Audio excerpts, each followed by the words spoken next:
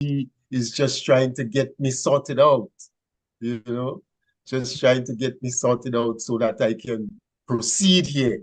And I will be more or less on my own. I'm used to having Brother John having my back and doing the technical operations. So I'll have to be fiddling with certain things that I haven't had to deal with before. Anyway, in any event, we are here.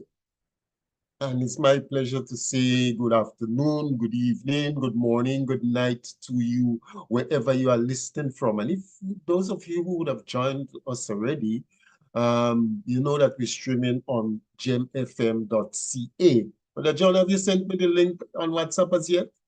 Okay. Um, just share the link so that others can join us, because as I have indicated, it is going to be the focus of this afternoon is going to be it's going to be um it's going to be interesting, I think. You know, I try my best to make it interesting. One of the things I always do is to bring you worthwhile information. And as I said last week, I am a very opinionated person. Okay. So I bring pertinent information, not information that originates with me, information that's based on facts, that's based on evidence. Okay. And I will give you my perspective of it, my opinion of it. Because as I also said last week, you see lots of people posting stuff on social media and speaking about different things, most of which is trivia and hardly any substance. Yeah. Even our mainstream radio, listen to our mainstream radio, apart from when there's news or something like that, what you get generally is trivia. Hype. Well, I'm not the hyping type, really. I am more of a kind of on the serious side. Although, you know, they say life is a mixture of sunshine and rain, teardrops, laughter, pleasure and pain. We can't have all bright days, but one thing is sure, no cloud is too dark for the sun to shine through. You know, so you have to be able to balance things. But unfortunately, we spend an inordinate, to use a word of a colleague of mine, we spend an inordinate amount of time on trivia. And then when we find that our young people and others are, you know, behaving in a particular way, we wonder why. It is because they are not being nurtured with serious content. And we need some serious content. And that's why you find me on the GMFM platform, because as I've said before, one of Brother John's major mantra is education is liberation. And while academic qualifications, certification, and so is an element of education, it is not the sum total of our education. Okay. And we need to be as broad-minded and to be exposed to as much information that's pertinent to our well-being and to our prospects for personal growth and development and for nation building. And nation, because this is the time when we ought to be discussing serious things regarding our nation building. And I'm going to be sharing a little bit on that based on, um, you know, certain comments that's out there in the public domain, because we have people, prominent people, who share their perspectives and who analyze the situation, okay? And based on that, they make some serious inputs that we need to take cognizance of and really ensure or make an effort to assess it and see what use it is, how it can be used in a constructive way as we move past 50. So it's all been about independence and our independence celebration. And those of you who may just be joining us and those of you who may never have come across me before, my name is Raphael. Well, Theophilus Raphael Paul. Actually, that's my first name, Theophilus. Theophilus Raphael Paul. Most people call me Pablo. And I am here on the GEM FM platform this afternoon. And the theme or my focus is going to be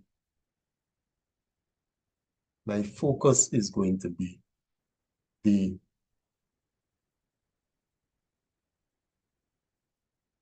I'm becoming like Biden now. Yes, my focus is going to be the context of our colonial legacy. Yes, the context of our colonial legacy. And there are those who think that our colonial legacy and the relationship that we share with the British Crown or with Britain or with the developing world, with the developed world, is just about our constitution. Our constitution is the sum total of the relationship. And I'm going to demonstrate otherwise here this afternoon.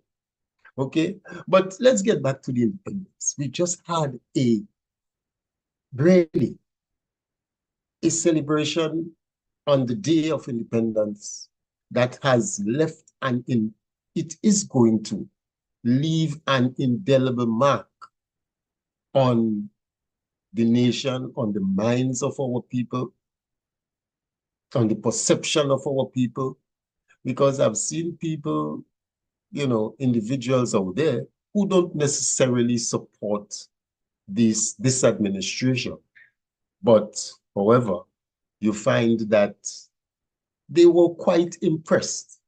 And let me, to make the point, I am going to share with you an element of the editorial of one of the Grenada's weekly newspaper. And it goes like this. The heading is NDC delivered on 50 years. And it starts with, quote, "We accused NDC of promising pie in the sky. Well, they have delivered pie in the sky. It is well with my soul." Absolutely great Grenadian moment amidst the most amazing scenes. If you weren't proud last night, you don't have blood running through your veins, unquote.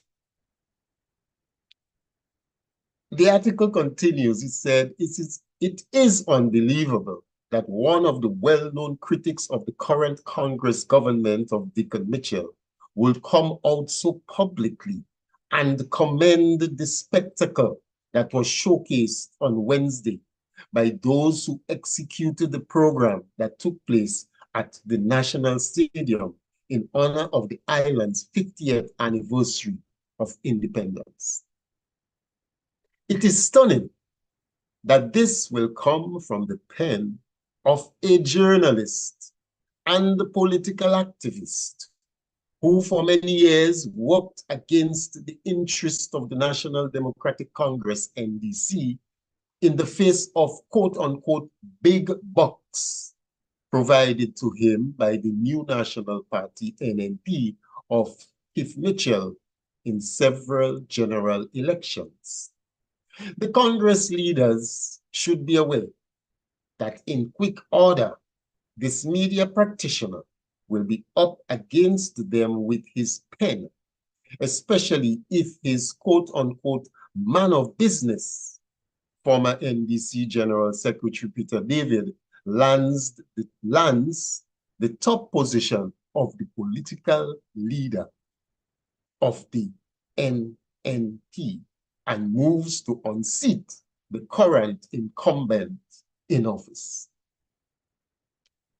Now, the article also goes on to say, because as I said, as the editorial, they say that they are in agreement with the sentiments expressed by that journalist.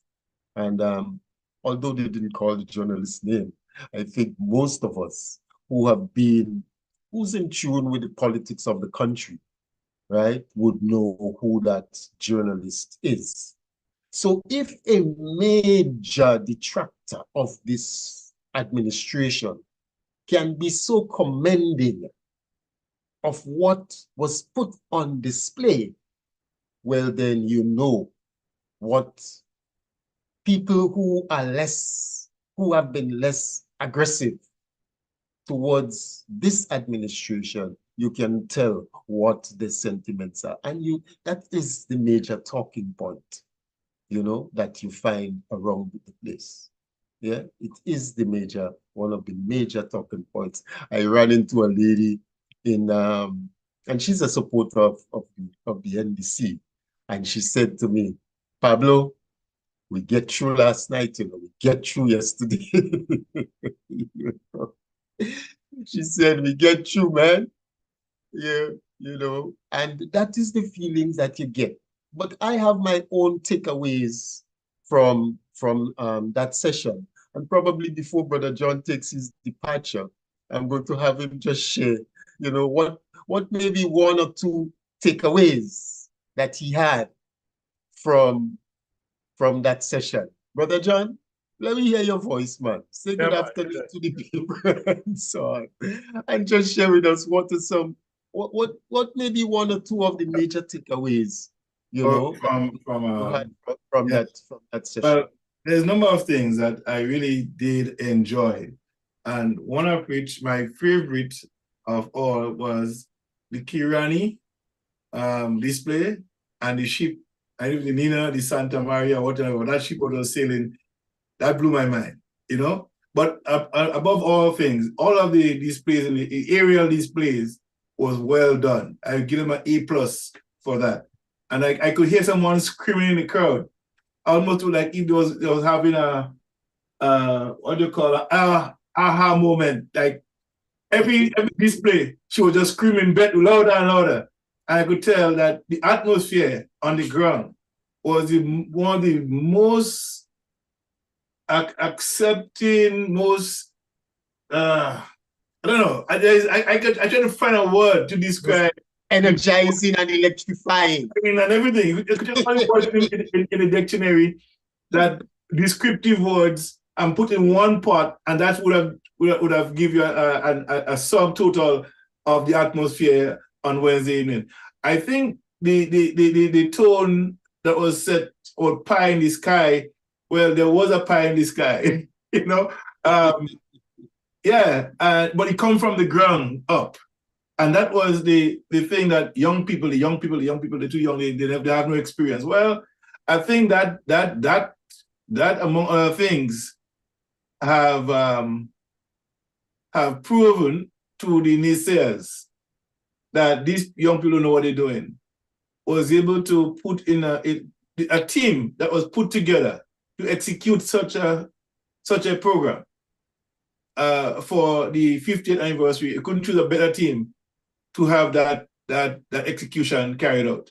And I say this to say that people who was condemning the leader and the people who was put it together as old revolutionaries, as they would say, and children of the revolution, revolutionary children, was the one that was put in charge of this thing, and that wouldn't work. Well, they're all Grenadians, and they do it for Grenada.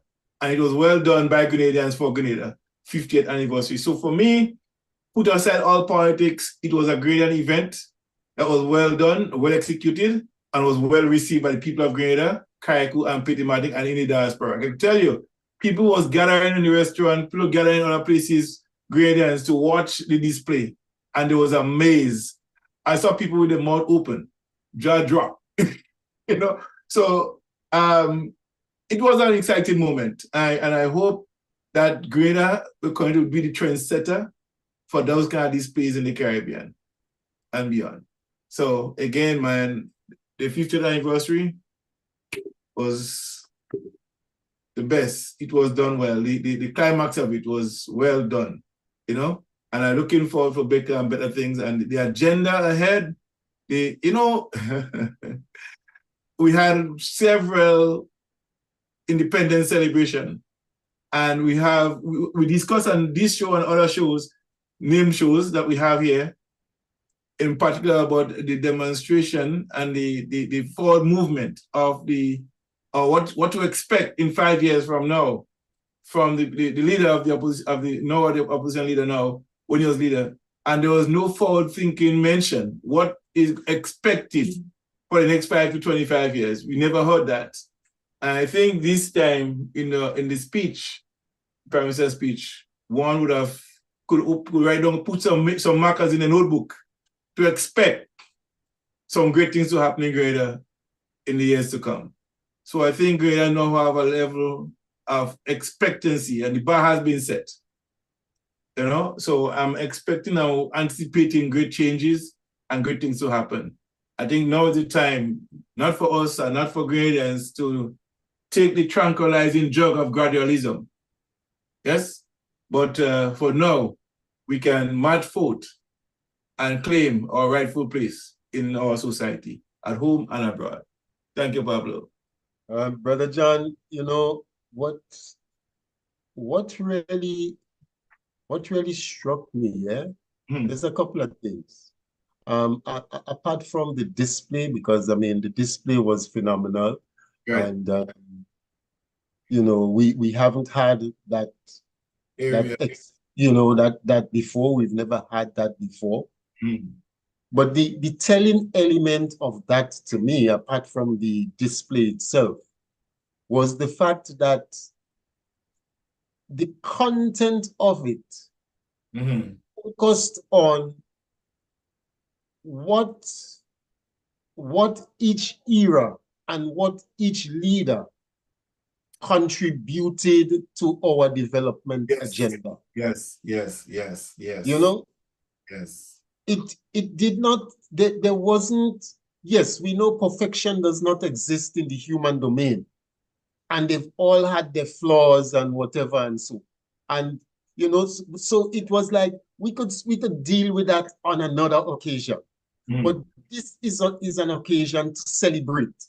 So we are here to celebrate what each one have contributed in a significant way that would have been, to use the popular word now, transformational. Transformational.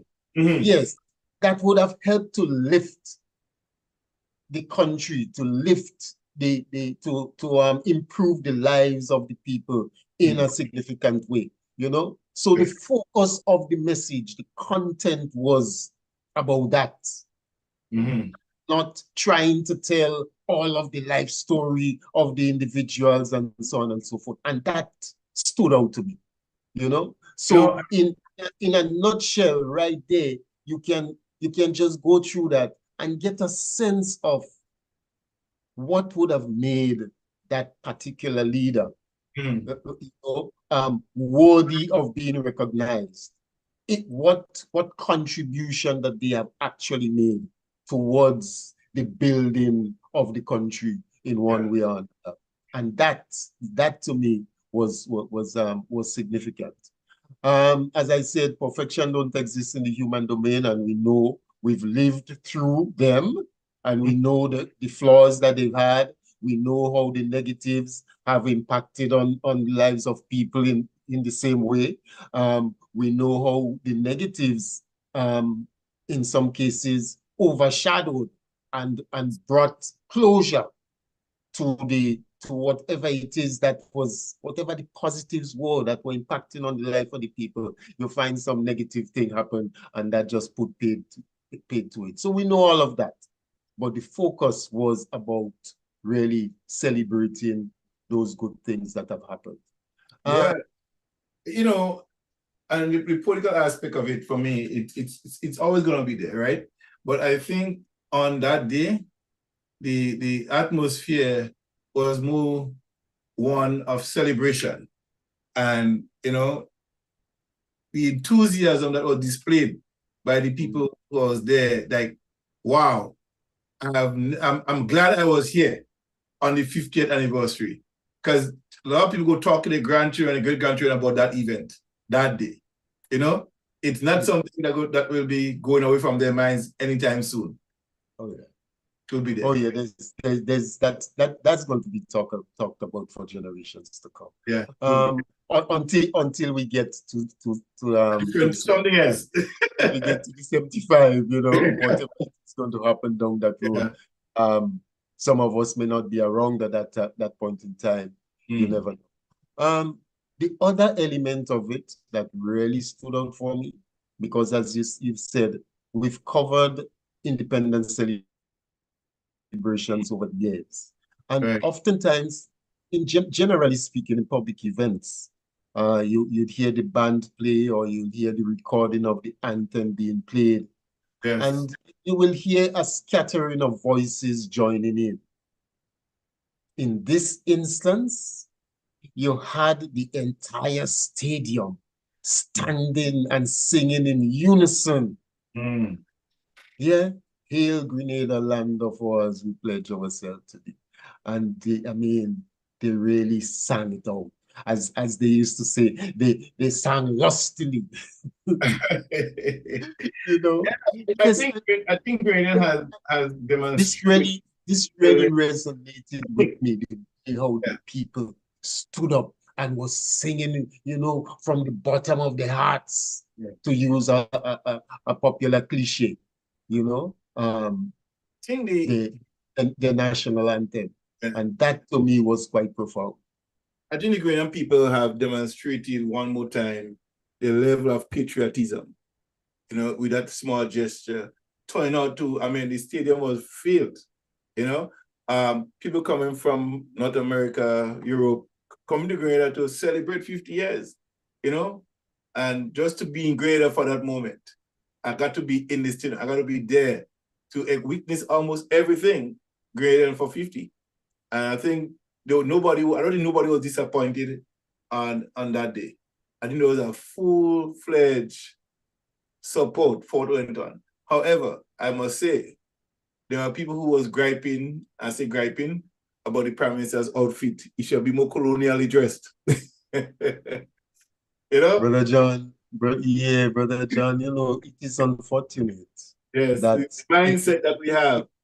At this stage in our in this dispensation, that we have this mindset that if you are not dressed like the colonial master, if you are not dressed, and tie and so on, you're not dressed like a professional. You're not, and that becomes the focal point for so many people. Yeah. There he was in a dashiki style outfit with the national colors, and bristled across his chest and so on. And people have a problem with that and make it a major talking point. For me, I think it's appropriate. I think not right. The only thing I would have added to this outfit was the style and the shoulder. Yeah, okay. That's the only thing that's missing to me to complete this, according to from the eyes of John, But from the same eyes of John, I love this outfit, I loved it. I think it was simple, yet meaningful, patriotic, and demonstrating his rendition in his outfit of how he embraces his country, and not dressing like somebody from like the Queen, like King Charles, with a jacket and tie. I think he was able to make Grenadians feel comfortable, being part of the celebration, and not seeing a jacket and tie as the hierarchy, but see himself as part of them, dressed like them, low. When I say low, bring himself to the people in the way he's dressed, not dressing above them to exert authority. That day was a day for all Grenadians just relax and have fun, and he brought that out with him. Yeah, well, so I had intended to share, you know, that video, but I believe I am going to, you know, I'm going to leave that for, for now. I believe I'm going to leave that for now. Brother John, you know, the other, and there are a couple other things that I want to touch on before I get to, you know, the substantive part of Out of the matter. of the to the heart of the matter. I actually get to the heart of the matter. I just want to touch on a couple of things that have come to the fore as a consequence of the independence celebration, and another one that is not necessarily related to it. Brother John, we had the Reverend James. What's his full name now? Well, let's go with Reverend James for now. I think people know who we're talking about. Yeah, Reverend James. He was speaking at that church service. Yeah. And there's an article in the very same the very same weekly that says, its headline, Reverend James calls for an end to political parties. And it's interesting that this is coming at this juncture, because last week we had two of our guests from the Independent Caucus for Constitution Reform. A major part of our exchange was in relation to the whole the position or the responsibilities or the role of political parties in our political construct. Because we have to agree that, and I think all of us agree, I cannot dispute that, and I would not try to deny that political partisanship has had a very negative impact on our country. Political partisanship has had a very negative impact on our country and the way we relate to each other. And we have seen that politicians have used the partisan political interaction, right, and relationship to sideline certain people, to intimidate people, to victimize people, and all of that. And it would be a good thing if we can get away from that. I have no problem with that, really. But the conversation last week was about whether political parties are unconstitutional or not. You know, the people of the Independent Caucus for Constitution Reform, the ICCR, they seem to think, well, no, they seem to think, they stated categorically that if political parties are unconstitutional, I had to push them a little bit to really say that, you know, and they did say so. And I had to ask the question that, given the fact that prior to us receiving that constitution, there were political parties, there were leaders and so, all right? And so what was supposed to have happened, seeing that the constitution does not recognize political parties? And they eventually said that this thing was supposed to have been done away with. Okay. However, the evidence is that in other countries who have constitutions that does not recognize political parties are not entrenched, not mentioned in the constitution. Political parties are still playing a significant role in the whole electoral and political processes. An example is the United States. We see how significant the Democrats and the Republicans are in the life and politics of that country. But it's not enshrined in the Constitution. So you have that, okay? But there is that opinion that it should have been done away, all right? And that's a debate for another time. But I just want to focus, it was just interesting that we are having that discussion last week, Saturday. And there you had the Sunday, they had this assembly and ecumenical service, and you had Reverend James say, today, I boldly call for an end to political parties. Okay? Let me just share a little bit more coming from that. No, he was addressing government officials and well-wishers and so, and in that congregation, among those present, you had the current Prime Minister, Prime Minister Dickon Mitchell, you had the opposition leader, Dr. Keith Mitchell, and you had former Prime Minister Tillman Thomas. Now, according to the article, there was a perplexed look on the face of Dr. Mitchell, who has served for about 23 years to become the longest serving Prime Minister of the country since Grenada attained its independence from Britain on February 7th, 1974. Okay, according to the religious minister, okay, he said, political parties seems to have been the bane of our country's existence. I propose a partyless state in which we are led by statesmen and women and legislators committed to the Constitution and devoted to fulfilling the aspirations of the people as expressed in a national sustainable plan, he told the congregation. And he further said that he find that Grenada need to find an alternative to political parties. Now, that is something that we know is not going to happen overnight, right? We know that there is this whole thing of freedom of association. So you cannot dictate, are we going to pass a law that says that they are not supposed to be something called a political party?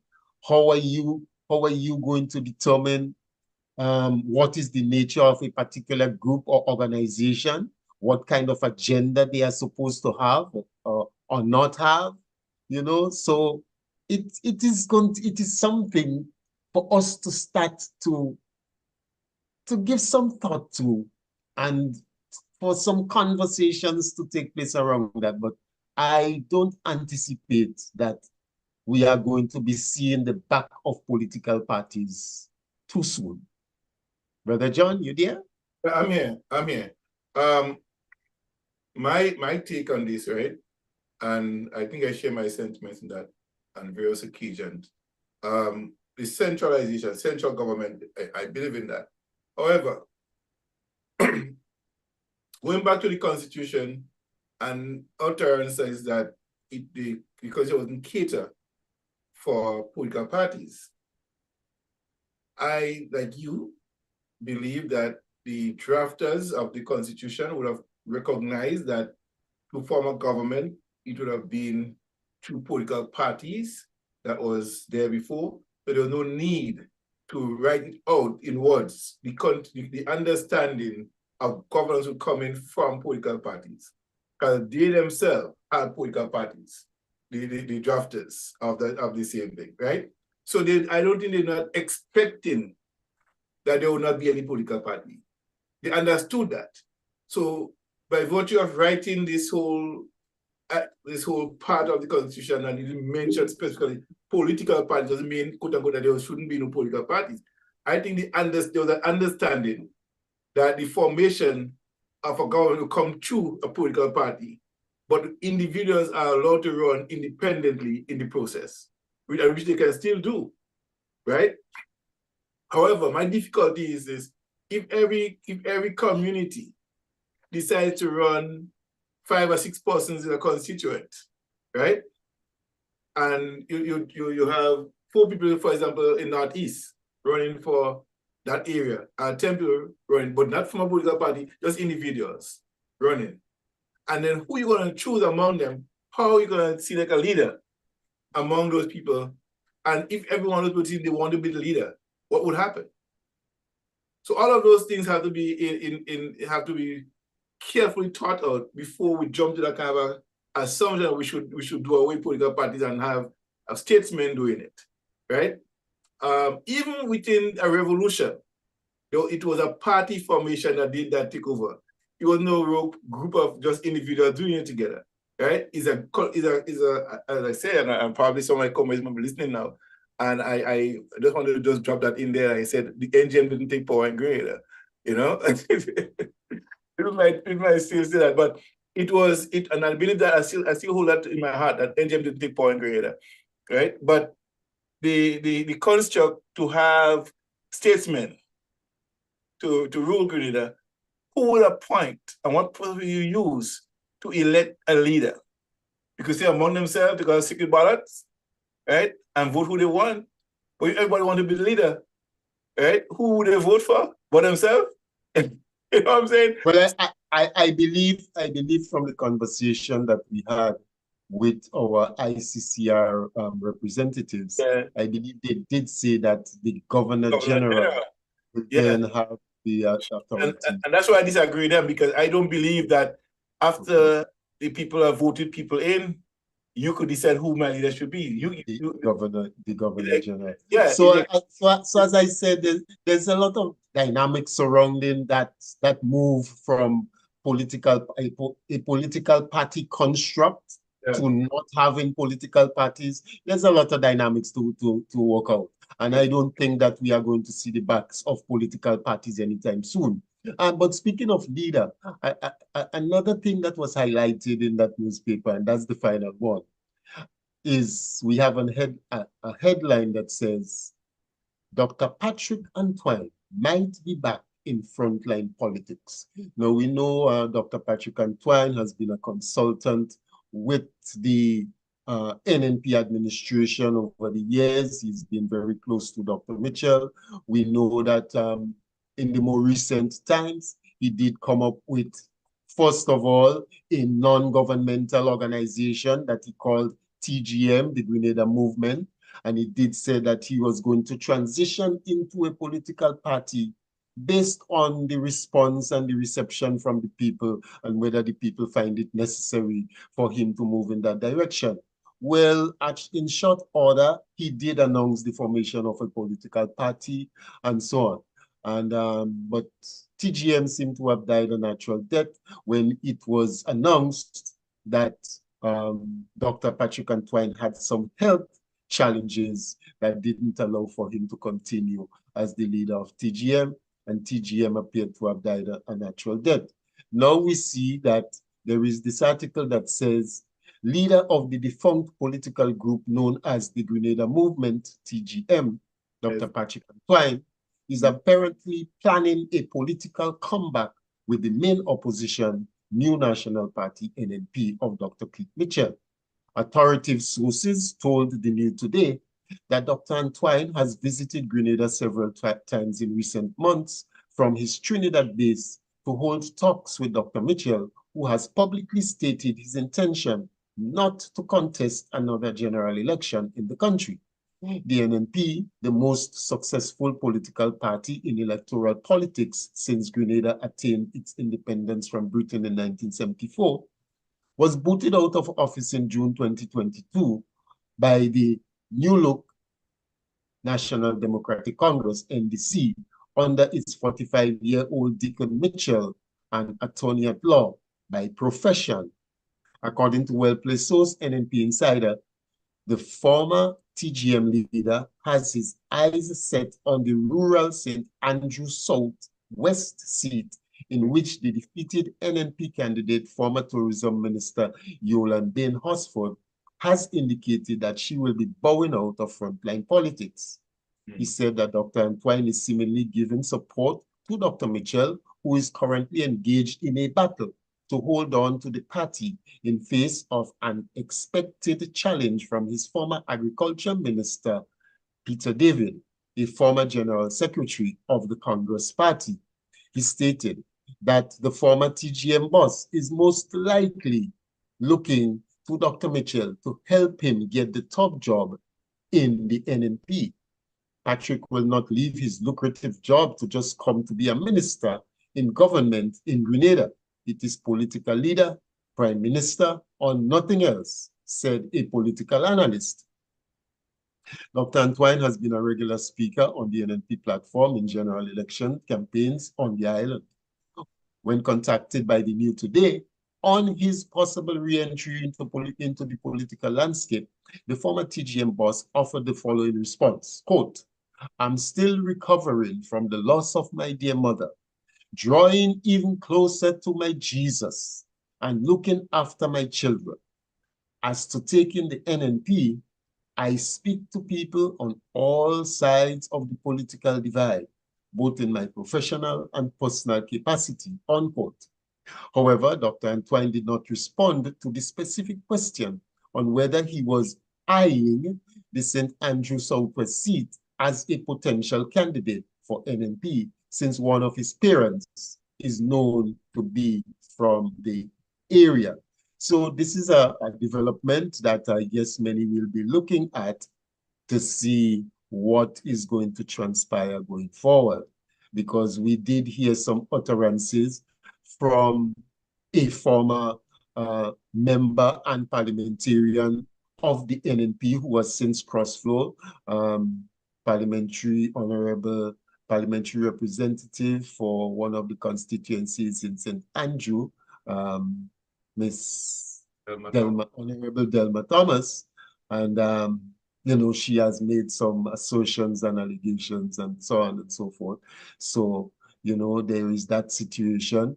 So it would be interesting to see how the Peter David side, the Project Grenada camp, you know, with Chester Humphrey, the Kennedy Budlals, and so on, how they are going to take it, because in the recent weeks we had been seeing information and articles which gave the impression that significant, you know, prominent supporters and financiers of the NNP were actually getting behind Peter David.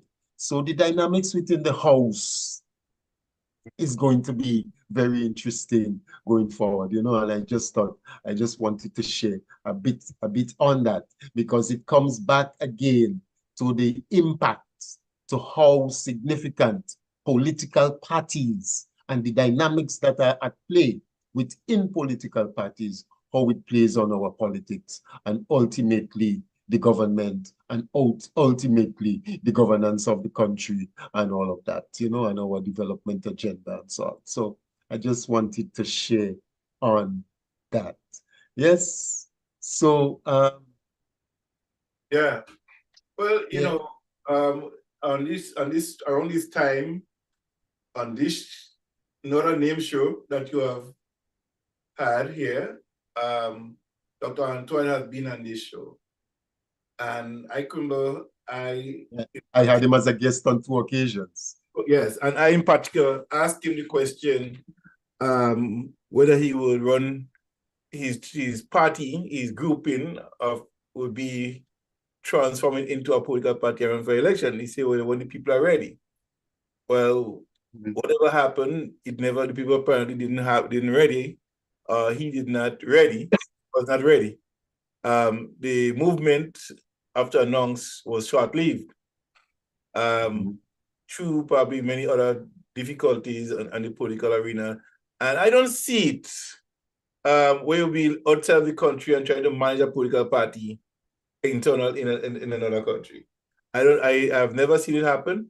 I don't know how this could be happening. I don't see the management of it happening logistically and on a personal level, how you can manage a political party outside of the country. You have to be here, you have to be on the ground, you have to interact with people. You have to have meet the people too, kind of thing, and having this conversation one-on-one with people on the ground. We can't just on social media try to converse with people.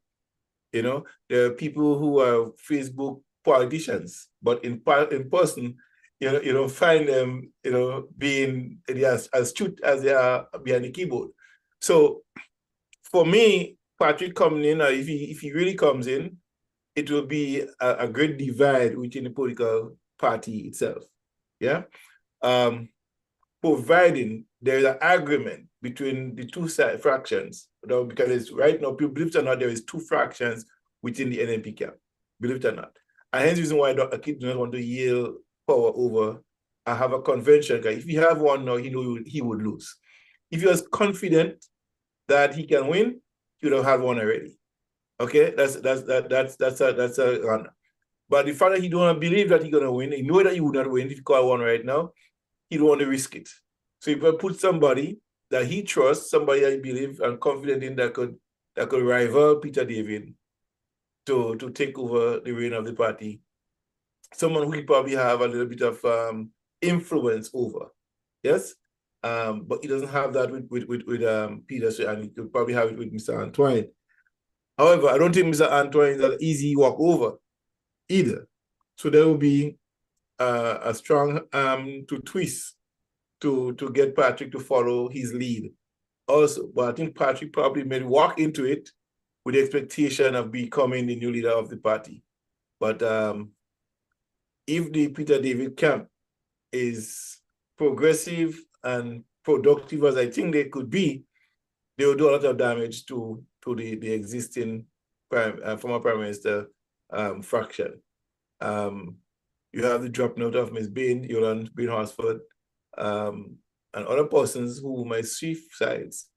And the political leanings within the party, I think, would not really accept Patrick outside, coming from outside, coming inside to sit in without any, I mean, we're having a real footing on the ground in Grenada.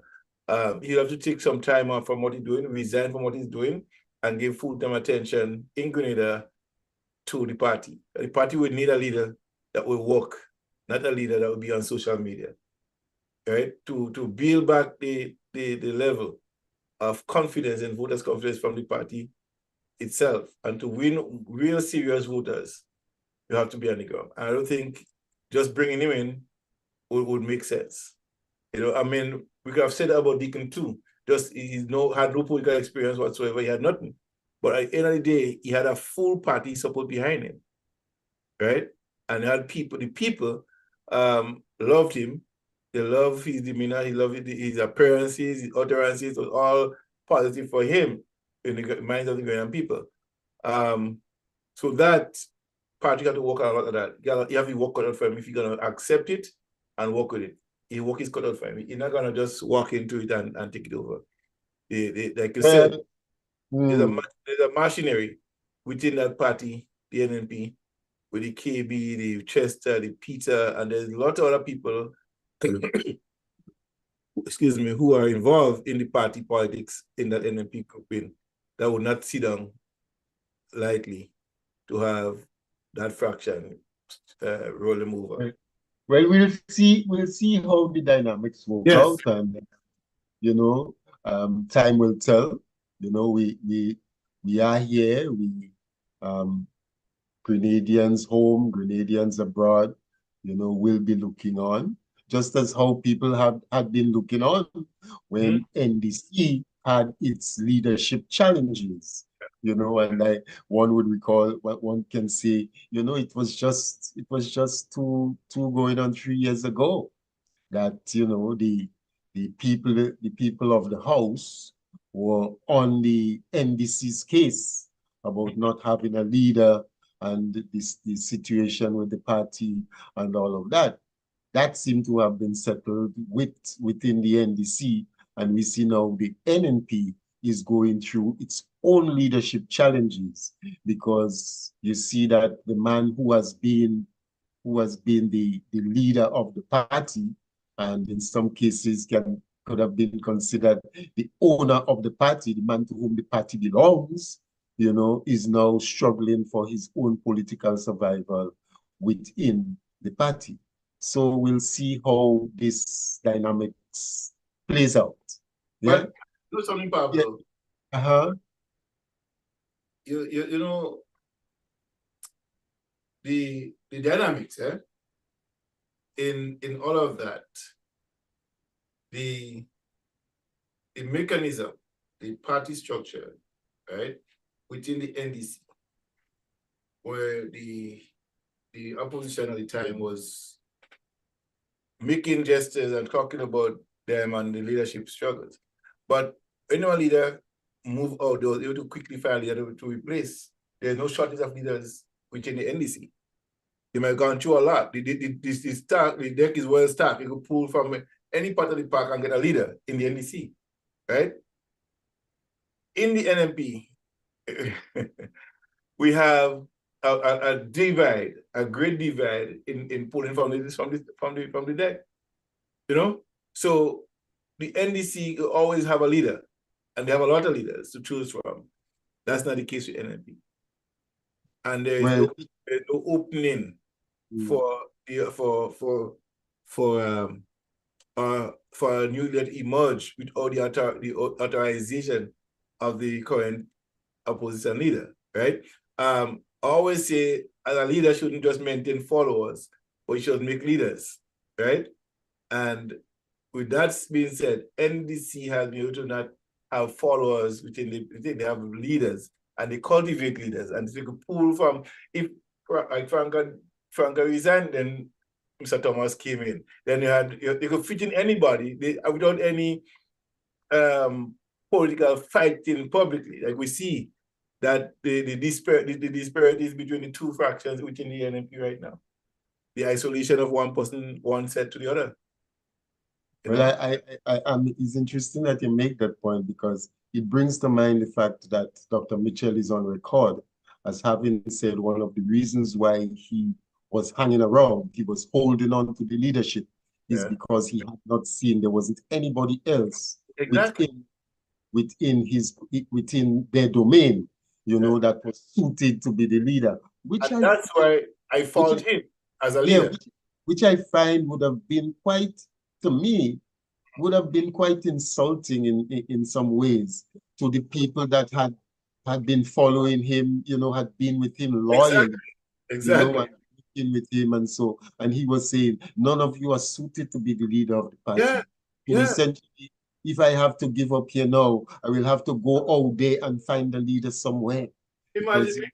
And essentially, in another sense, to going back to a point that you made, is that it's an indictment really on him that he didn't see, he didn't contemplate, I'm going to have to give this thing up at some point in time, so I need to ensure that I prepare a couple of people who would have the capability to carry the baton when I am gone. And it doesn't mean that he has to die in order for that to happen, but because that's what statesmen do.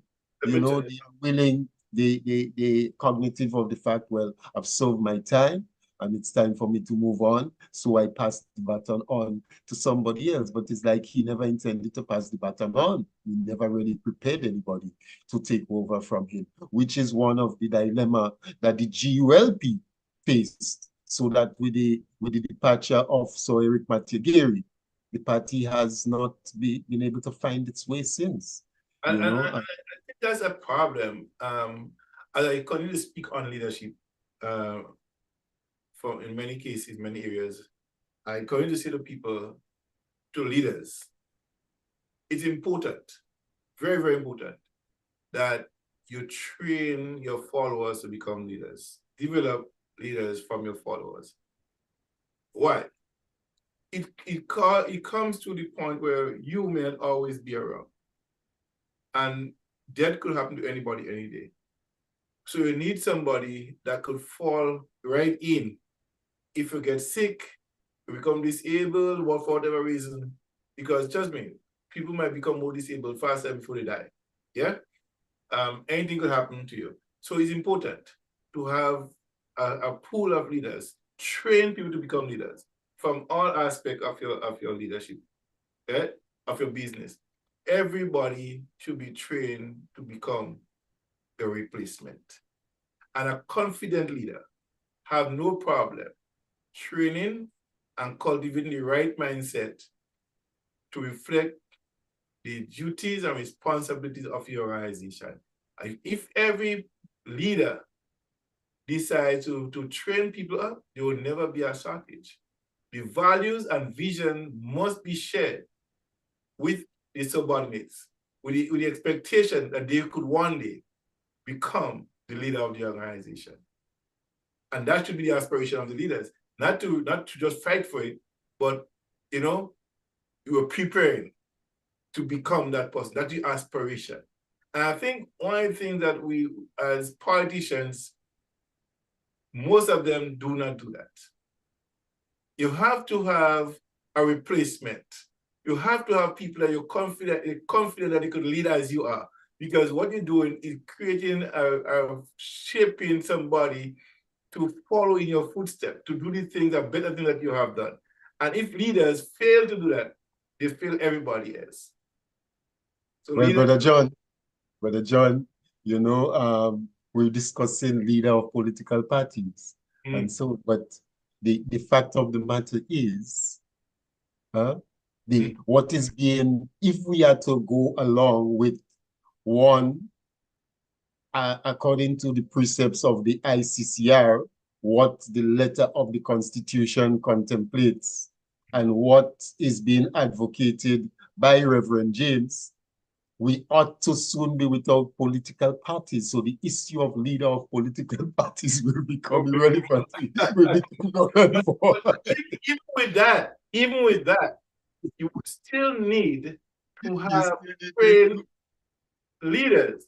Well, Brother John, without tripping you there, I mean, one of the members, and the members generally of the ICCR that we've spoken to, they were very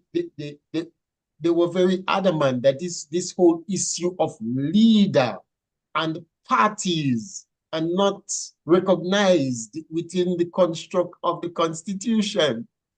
So it is not about a leader, it is about returning a member of the constituency to serve in the parliament of the country. I mean, saying it in my own words. I agree with that. Have a member of the constituency, and could belong to an association or a social group. So the whole issue of leader and party is not supposed to be paramount in our thinking when it comes to the politics of the country and so on and so forth. So they should return. When you're returning somebody, from whence this person come from, I think it's the understanding in that part of the constitution is the returning person will be from the party that they represented before. So to return them back into office from the constituent. So that person in the constituency will be representing from a party to the constituency, and they should return that person, right? So to say that is not political party, it still remains. I think that the writers profoundly understood that political parties was important in the construct of leadership and governance. That wasn't in isolation.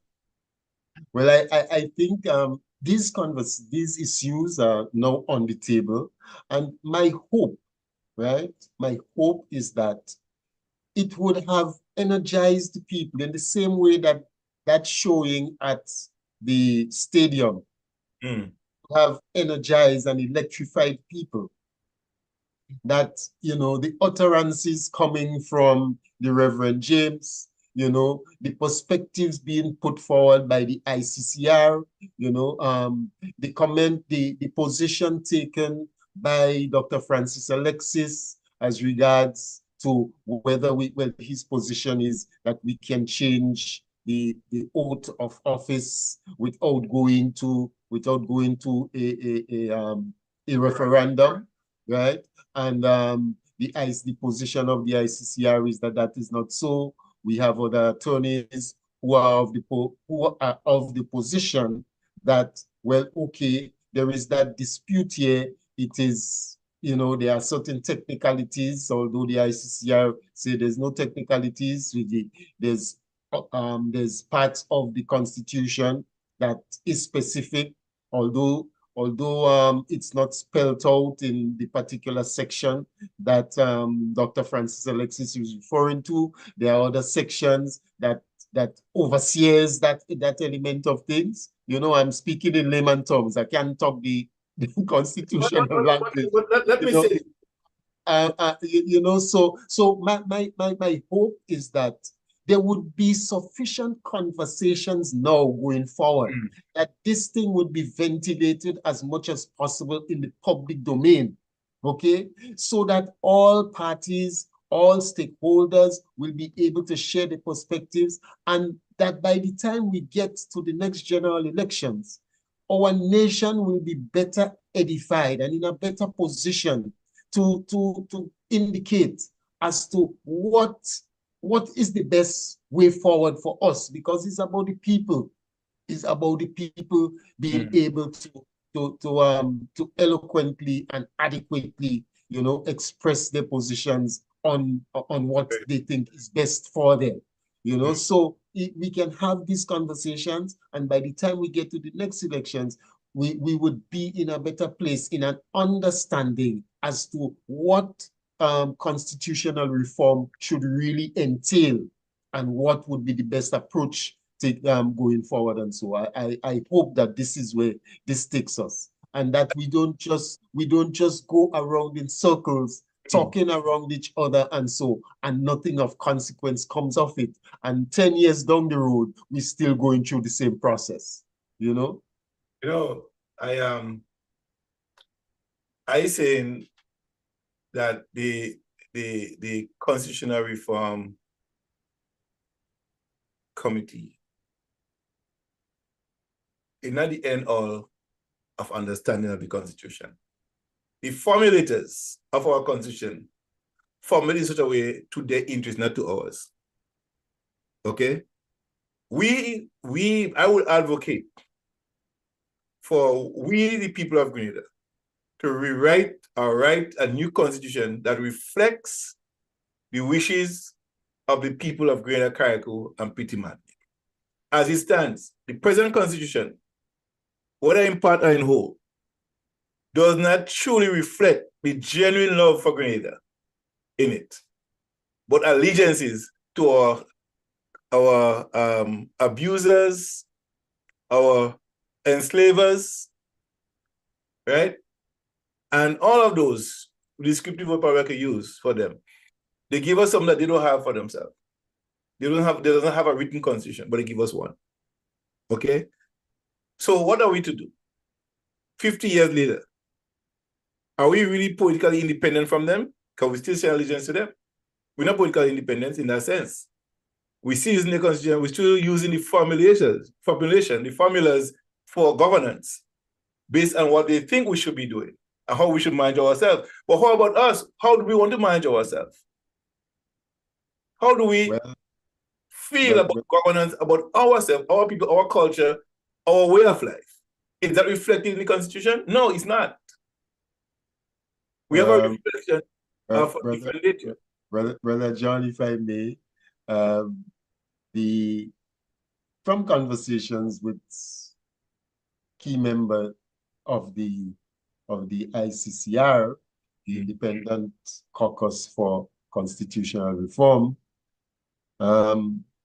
the position is that, you know, the Constitution as is really takes care of the essential things that we as citizens of a country need, right, for our rights to be protected and all of that. And they think that essentially is like there is nothing of consequence wrong with it, you know, and so on and so forth. So these are all of these conversations I'm saying, I hope we are going to have as we proceed, and that by the next general elections and so we would be in a better place. Our citizens would have a better understanding of the Constitution and so, because the vast majority of us could hardly quote anything from the Constitution.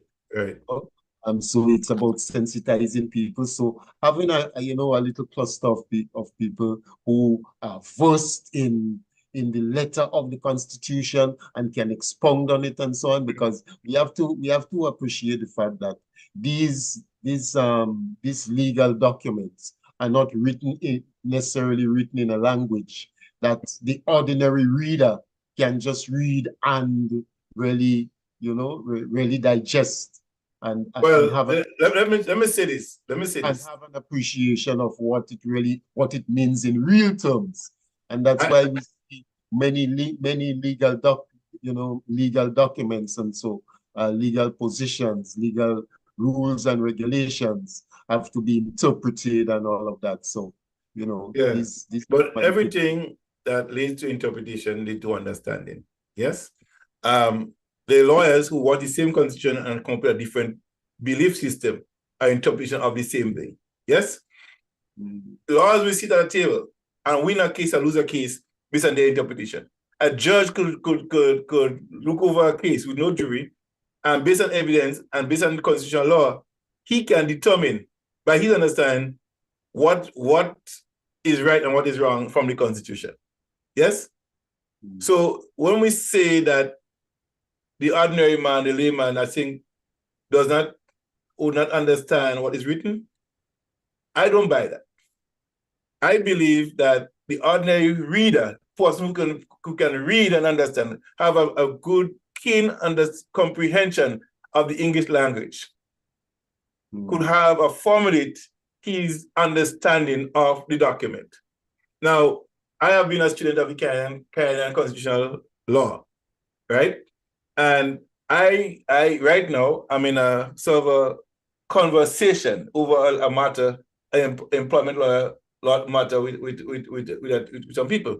And I'm pointing out the obvious that an employee who is labeled a contractor but follows all the rules of an employee and the job was miscategorized as an employee, as a contractor, but he's in essence, he's an employee, not a contractor. Right? The employer seems to use that code contractor to get away from a lot of things. Right? So because they don't want to pay certain things, it costs them too much to have, they prefer to have you as a contractor. But the law does not support that. Right? But because they feel they could use it, and there's a clause in it. There is so much little things that make you know that, okay, they put it there, but this, you're doing all of this, and this falls under employee. And this one thing here make you a contractor. And they use that one thing to say, oh, yeah, you're a contractor. No.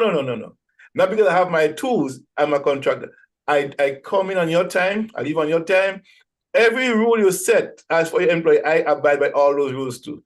I am an employee, but you categorize me, you categorize me as a contractor. I'm an employee.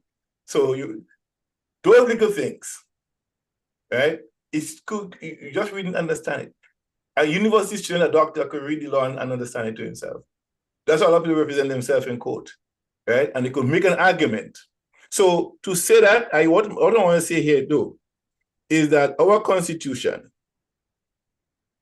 right, have a lot of things that have to be replaced because some things have changed over the last 50 years of independence. I think Comrade Lane make mention of it about the associated states and stuff like that. That is what was in the Constitution, still is in the Constitution, and we don't have those anymore. Okay, so that have to be removed. So if you go to buy the Constitution, so that's why I am hoping that seeing that all of these things are on the table, that the conversations are going to continue, that this will be ventilated at all levels. We will be seeing town hall meetings and more of these kind of programs, and so by some of the more prominent, the more prominent operators out there and so on, and you will have a more broad-based involvement, and that kind of thing. That is going to lead us in a direction where we can come to something that is some kind of cohesive and workable approach, right. in terms of addressing those issues. I want to read something. Because you would see that what has actually happened, and it just goes to show you how significant this thing is to our governance agenda. Because up to this point in time, I haven't gotten to the heart of the matter of what this session was actually supposed to be about. You know. But so if I may, let me just take the rest of the time to touch on what elements of what I wanted to share. Go ahead. You know, one of the things is that this program is going to be heavily, quote unquote, having a heavy Pan-African focus. Okay, this program, this heart of the matter, is going to have a heavy Pan-African focus. The reason for that is I am of the opinion that the world that we live in is driven by the precepts, the policies,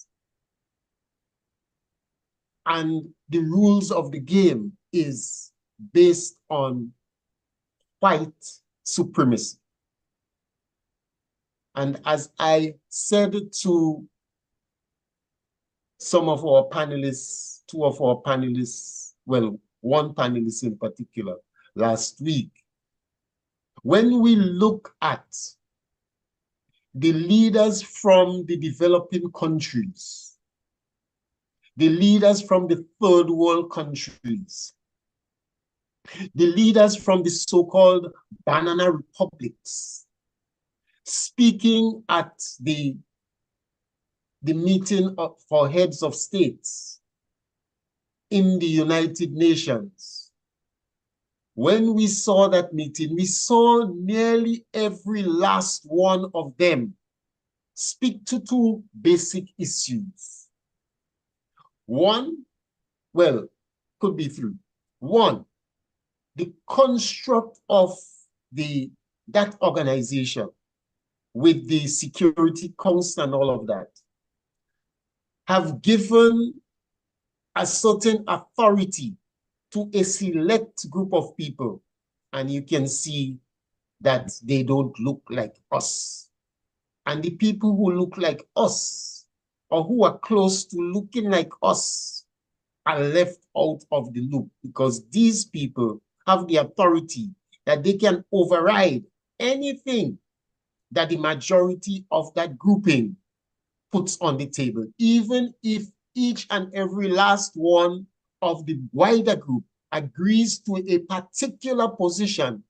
That little group of people, or just one of them, has the authority to say, I veto that, and that's the end of that. Case closed. That's one. Yeah. And these people are being left out, in spite of the fact that Africa, how many countries, the population that they have, billions of people, they don't have a seat inside of it. And that is a construct that was established after the Second World War. Okay? And it still is in vogue today. The other thing is the economics. I mean, could you imagine a little poor man come to you to borrow money, and you're charging him more interest on his loan than the man who have millions of dollars, who have big economy and so. You're charging the liquor man who are unable to pay, who catching the tail to feed the people, to feed the family. You charging him more interest on whatever you lend to him than on the well-to-do and the wealthy countries and so. And who are the wealthy countries again? And who are the same people that control and dominate the International Monetary Fund and the World Bank and all of those entities? Is the same set of people. They don't look like us. Okay? So essentially, you can safely say that among themselves, as they have done for centuries, we have listened to our sister, our mother, Arikana Chiomborikwa, who served as the ambassador to the United Nations for the African Union. Mm. And we have heard her tell the story. Yes? Yeah. About, and she is the one who brought it to our attention because it was there. It's in the history. But we don't talk this kind of language in our history. Don't want to talk about it. We don't tell you about the Europeans sitting down among themselves and dividing up Africa among themselves and saying this section is for this one and this section is for that one, because they were about to go to war among themselves over African property. So the Africans are sitting there in the country, and the Europeans, in their arrogance, are sitting among themselves and dividing up Africa. And we know what has come out of it. Right? She also brought to the table, and the world was not aware of that. And the people in the United Nations and so was sitting there comfortably, being aware of that, that France, in granting independence to the former French colonies, the so-called former French colonies, in granting independence to them, they all had to sign a document for the continuation of the colonial relationship. Let's put our colonial relationship in context here. Yeah, they all had to sign a document for the continuation of the colonial relationship. And one of the countries, I forget which one, said, now we are signing that. What did they do? They mash up everything that had been built in that country under the watch. Go Google it. Go on YouTube. If you're really serious about wanting to know if Pablo's speaking the truth, yeah, go and find it. Look for Arikana Chiomborikwa talking about when they had this meeting among themselves, yeah, and they divided up Africa. Yeah? I would tell you. And ultimately, Brother John, and what happened was, as a consequence of that document that was signed, you had a situation where these colonies now, these former colonies, these now independent states, had to be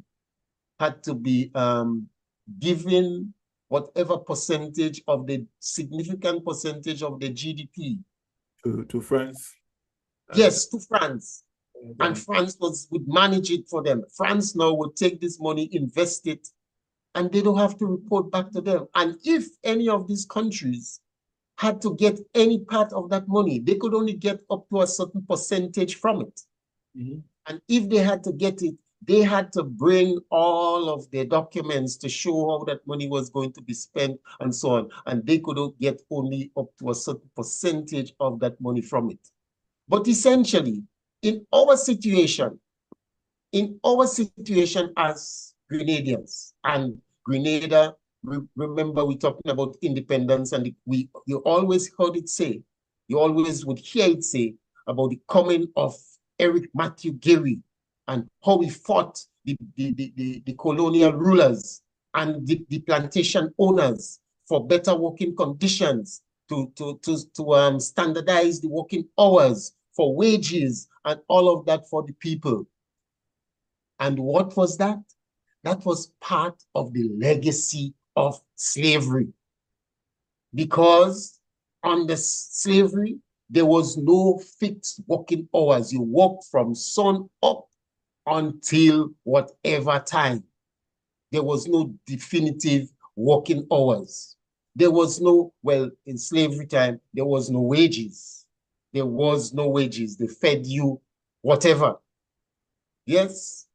And you had no rights to use over yourself, over your bodies, over nothing, over your children, and so on. You were treated, in fact, these people had and I'm going to deal with these things in more details coming forward in subsequent programs.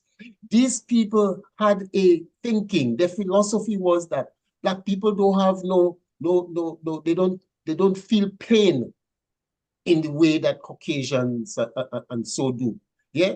They don't have they don't have emotions, and so they are promiscuous by nature. These things are documented, and it's people who are looked up to as the here in the United States, they would speak about the founding fathers.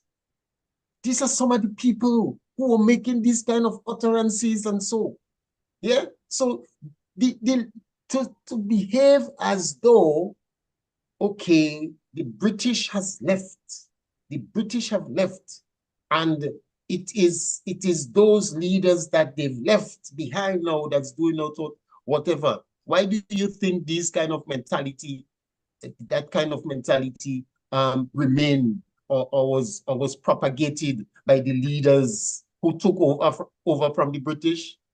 That was the standard that was established.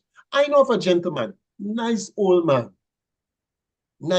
very pleasant guy, and so on. He wouldn't kill a fly.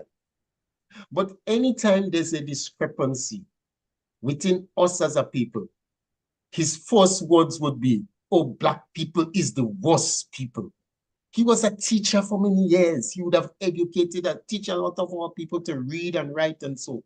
But the people who led our education during that time, yes, they teach you to read and they teach you to write, but they didn't teach you to think. It wasn't about teaching you to think. It wasn't about teaching you to have the kind of Critical thinking skills, analytic mind and so on. It was just about, okay, you learn to read and write, and you prepare yourself, so you come and you work on the slave plantation. The plantation stopped being the estate, and so the plantation become the different workplaces and so on. And that is the context of the legacy of slavery. And it is no wonder that you find the leaders that came subsequently, they were behaving like the slave masters themselves.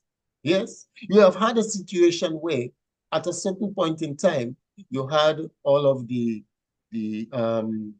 civil rights movement and the Black Power movement, where there was a certain level of progressive thinking. There was a certain level of resistance and so. But these people always find a way. They always find a way to get into it, to control it, to undermine it, to subvert it. Mm-hmm. And what we have is that some of these people were killed, and I'll be getting to that to show to them, because the evidence is there, how these people have intervened in different cases in different countries, who they either kill the leader, or they create some kind of situation, some uproar in the country, and so that enable them to suck the wealth away while they have you fighting among yourselves. And so a lot of the conflicts and so that we fight among ourselves is not necessarily our doing. It comes as a consequence of that legacy. Right? And these studies are being done scientifically. Go listen to and he carries the title to Sir Hilary Beckles. Mm-hmm. Mm-hmm. Go listen to Sir Hilary Beckles, and there's others, and I'll be sharing that kind of information. So that is the context of the legacy of the colonial relationship. And it's not just about a document that was given to us at whatever point in time, and that makes it, and you hear our people speaking with such reverence about His Majesty, Her Majesty, and so on, with such reverence. I think as though these people, these are our friends, and they have our interests at heart. They don't need to have you in shackles anymore, because they've devised, because for them it's all about interests. Mm-hmm. Yeah, well, it is about protecting their interests. Yeah. And as a consequence of that, they don't need to have you in shackles anymore. But they could always change the rules of the game as things progress. And every time they find that you make a little headway, they change the rule of the game so that you're under pressure, and then you cannot finish paying those debts and so. Fidel Castro said a long time ago, cancel all of the international foreign debts and let's start over afresh. You know, Brother John. Yeah, my time is coming, but I tell you, Yeah, well, our time is coming, the time is, you know, as I, yeah, so what am I had to finish anyway? rounding up, actually coming to rounding up time shortly. Yeah. I say this to say, right, that if we really want to get out of these things, we must first recognize that we should not allow ourselves to be dictated to politically and economically. It's hard to, but we have seen governments and leaders in Africa who have tried to be self-sufficient. As one CIA agent said, we can't allow the total countries to provide services for their people when we don't do it. So by any means necessary, we'll destroy them, kill their leaders if needs be. The economic hitman, I invite our viewers and listeners to go on YouTube and pull up the economic hitman and see how they operate and how they destroy Afghanistan, Iraq, and the attempt to destroy Iran as well. These people do not want nobody to be self-sufficient. Just recently, former President of the United States, Bill Gates, said that he made an apology to the Haitian people. Who did you say, Brother John? Bill Gates. Former president?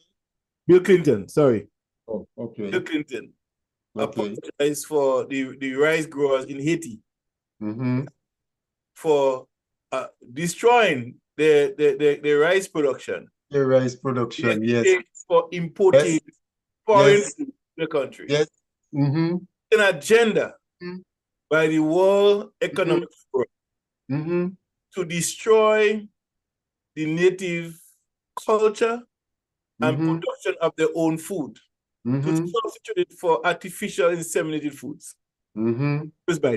For our leaders, we need leadership collectively that can say, no, we gotta be big, bold, and manage enough to say we could chart our own destiny. We are to take responsibility for our own actions.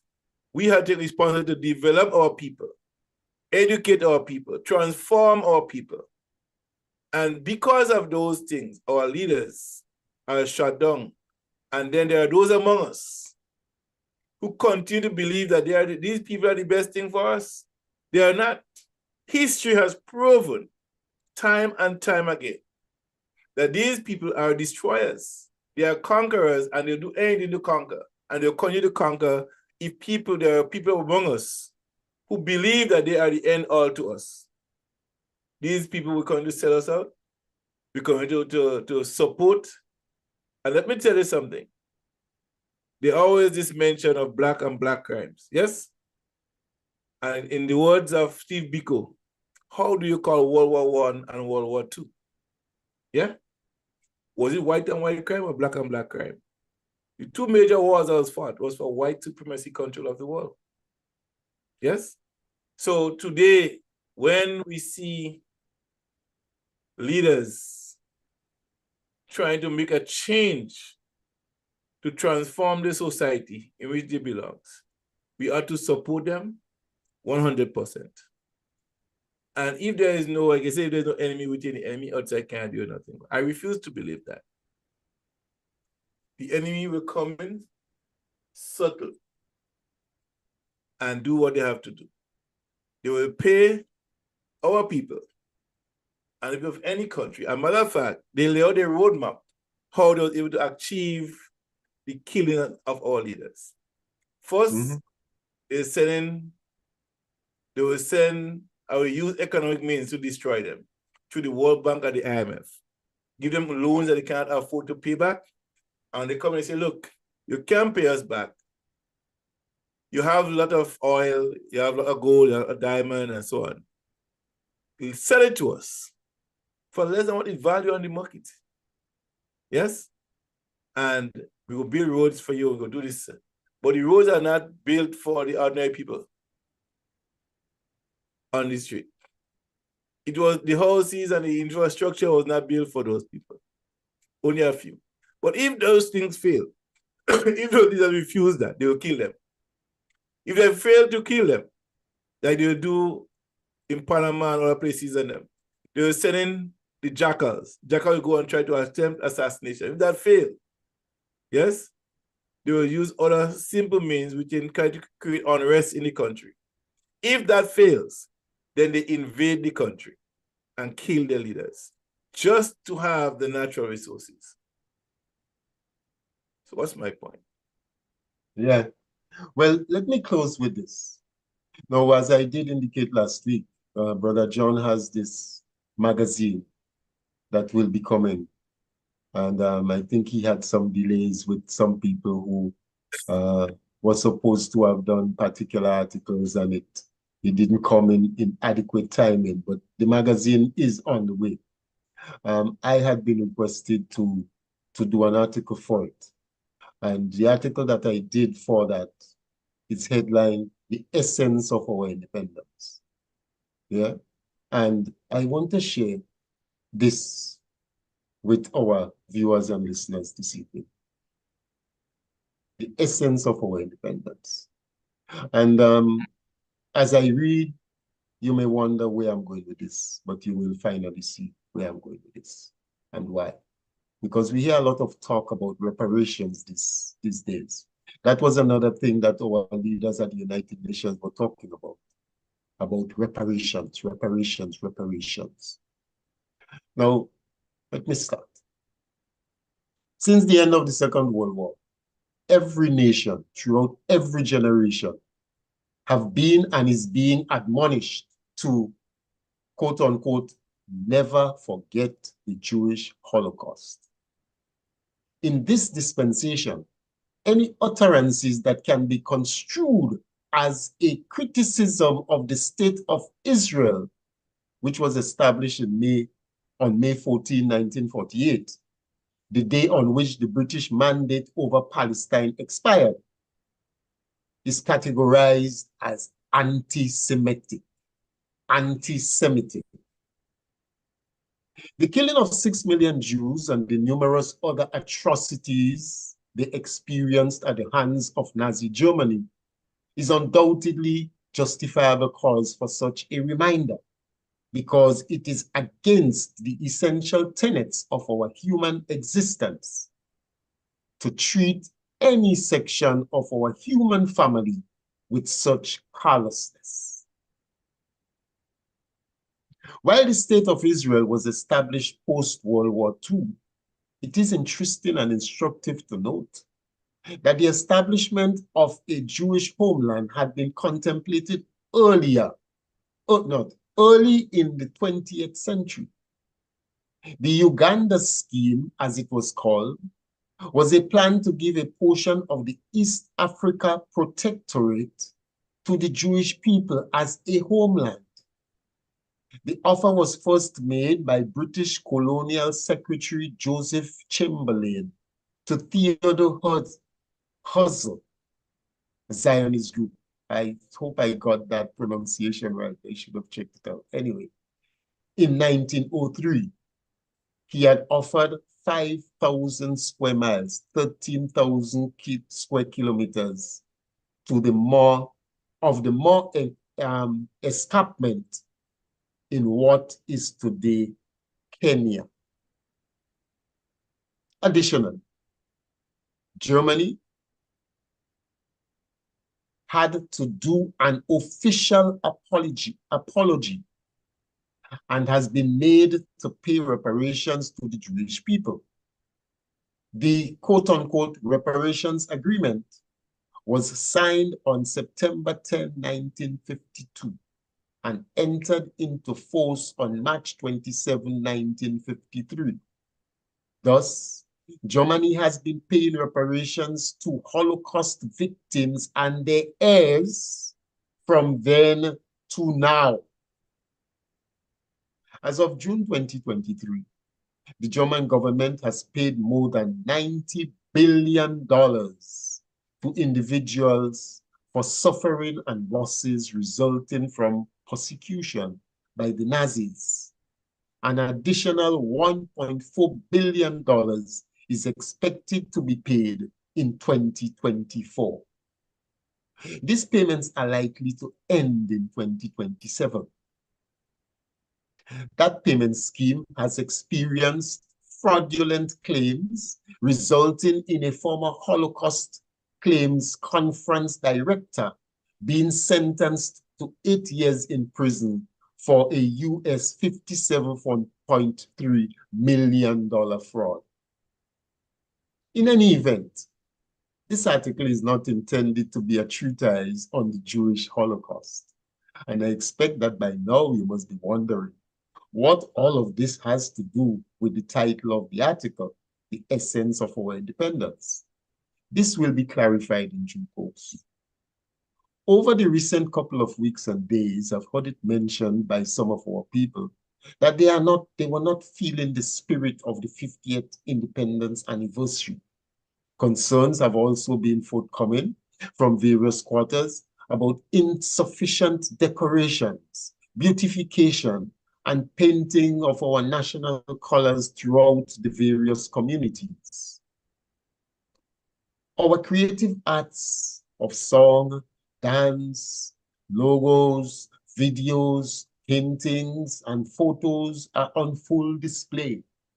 A diverse number of entertainment activities are also on the menu, along with various radio, television, social media, and other conversations relating to our 50th anniversary of independence.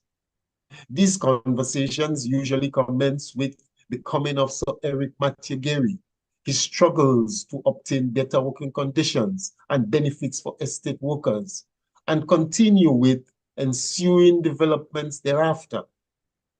Invariably, there would be a mention that we were slaves prior to that narrative.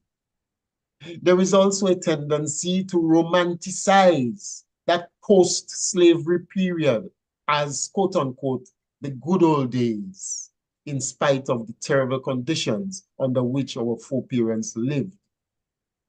As a consequence, the history of the relationship between our foreparents and the colonial masters are not ventilated. There is no mention of the fact that while the former slave owners had received reparations for loss of property, the slaves, and that the so-called apprenticeship system was actually a component of that reparatory payment, and not a period of enabling the soon to be freed slaves to learn new skills, as is widely propagated by many of those program hosts and panelists. Ultimately, the commemoration of our receipt of political independence does not therefore sensitize our people about how the historical relationship with those colonial masters impacts directly on our present day existence. It doesn't enable us to be analytic about how the present system and its regulations that have replaced the system of chattel slavery and colonialism impacts directly on our development aspirations and on our ability to be self-sufficient. As mentioned earlier, the Jewish people have been apologized to and provided with the economic means to finance their development through the payment of reparations. On the other hand, we are yet to even receive a formal apology from our enslavers for the atrocities meted out to our ancestors. Neither is there a willingness from the British Crown and government to consider such payments. In fact, we are constantly being told to, quote unquote, Get over it, as this was centuries ago. Most of our people are not even aware that the very year that former British Prime Minister David Cameron visited the Caribbean, 2015, was when his government had finally completed the repayment of the loan they had taken to pay reparations to its former slave owners. Also, there are those among us who refuse to acknowledge that the legacy of slavery has and is still hindering our development aspirations today. Ultimately, while the vast majority of the Jewish Holocaust survivors are no longer alive, and their heirs continue to receive reparatory payments, we are being told to get over our Holocaust and that we are not entitled to any reparation payments. So while our people celebrate with song, dance, decorations, paraphernalia, the question still remains: what is the true essence of our political independence? I guess only time will tell. So this is my article as it would appear in Brother John's magazine. And as you would have noted, that many of the things we spoke about earlier are ventilated really in this piece. And I chose to make that reference to the way how the Israeli people are being paid, have been, and are being paid reparations, in spite of the fact that most of the people who would have experienced the Holocaust are no longer with us, but their heirs and successors are still being paid. In fact, $1.4 billion is budgeted to be paid to Holocaust, the heirs of the Holocaust people, the Jewish Holocaust, this year. And there's another, I think, 1.7 or another significant sum the following year, and for the following year. It increases, you know, going forward. But our people, to speak about these things is like you're looking for a handout, and you're looking for this, and you're looking for that, and the British crown, and our king, and so on. You know, Telling you, it just goes to show you how much the impact of slavery, how much slavery has impacted on the mindset of our people. So that while you see other ethnic groups and other races, quote unquote, have been standing up and being looked after, they are being dismissive of us. Do you know that, and it is in the same United States of America, there was what they call the Three-Fifths Compromise, because they were going to do a survey. They were going to do a survey, and they wanted to determine the number of people in the country. But Black people were not considered to be a whole human being. So eventually they came up with a compromise. Because Black people were not considered, we were not considered to, according to these people, we had no soul. Yes, these people, we had no soul. And they came up with what they call the Three-Fifths Compromise. So eventually you can say that an individual who looked like us was considered to be three-fifths of a human being. No other people in the world have been so categorized. No other people in the world have been so categorized. Do you think these people see us in any different way today? You really think so? I doubt it. Brother John. people, the architect of this whole colonialism. Well thought out the mission for 58 plus years, 100 years, 400 years of indoctrination and control. So much so, many of us would have called of our ancestors in the Caribbean, in particular, called England the mother country. Yes, that's how much the indoctrination, how deep the indoctrination went. I remember 1982, I was talking to an older man, very old at the time.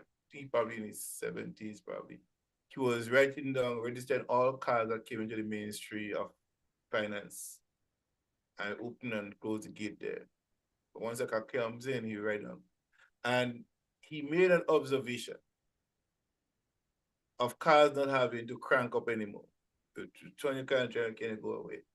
And he made mention back in the days of our mother country, with those cars would come with the crank. And I said to him, mother country? Yeah, England, our mother country. I said, England is our mother country, it's Africa. He said, no, you're wrong. I just saw that. The other soldier said to me, Callis, just chill. That's where he is right now.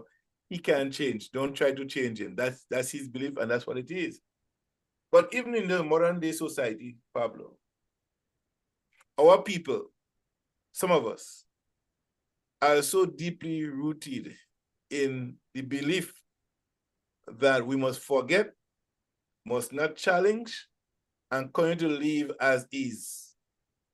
And don't ever challenge it again. Forget the reparation thing. Let us move on. We can't blame them for our situation. But while we are saying that, while they are saying that, the beneficiaries of the exploited continues. The banks, the Barclays Bank, and Chelsea, and all these other big banks, and all, they was part and parcel of the slave trade. These people and their heirs and successors are enjoying the benefits of the free labor and the hardship that our ancestors have been through. But we must not ask for it, for payments, for the atrocities and the exploitation of free labor imposed upon our people. We must forget it. And it is something that is entrenched in our culture. But let me say this. Any attempt by any one of us to denounce, repel, or resist those utterances by people among us, they will fight us down. And they will continue to do that. And they're going to use the same constitution that was given to us to govern us, to say, well, we cannot do that. This is the rule. Who wrote the rule for us?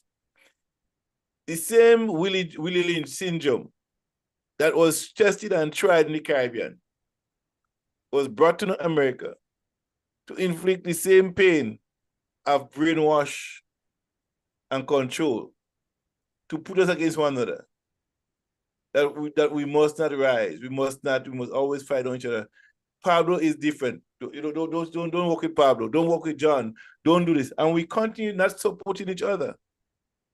Where and every time we make it to that level, and it has proven in the United States several times, there are cities in the United States that is buried. Black cities or successful cities that was burned to the ground and turned into lakes and museums underneath that, because of the power that Blacks possesses. And for that reason, our level of independence, political and economic, is oftentimes being destroyed, not just by us, but by the powers that be.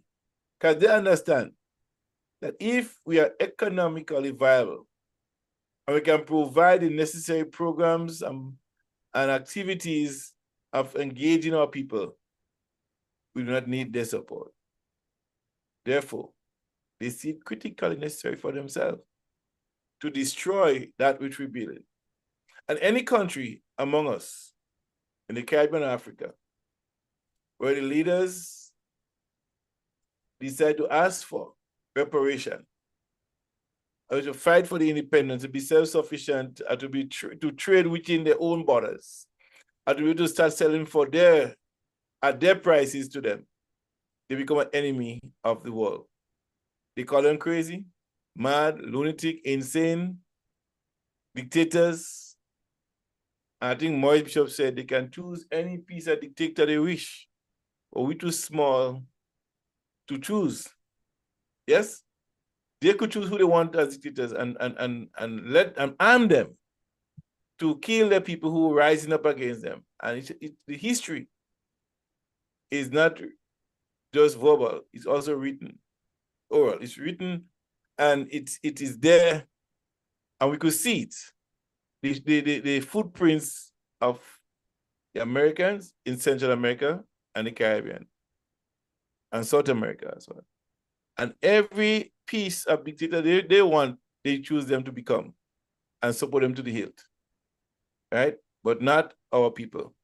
Once we do not toe their line that is set at a mark in the sand, that our leaders refuse to stand by but step over, they will crush them. And our people would never come out.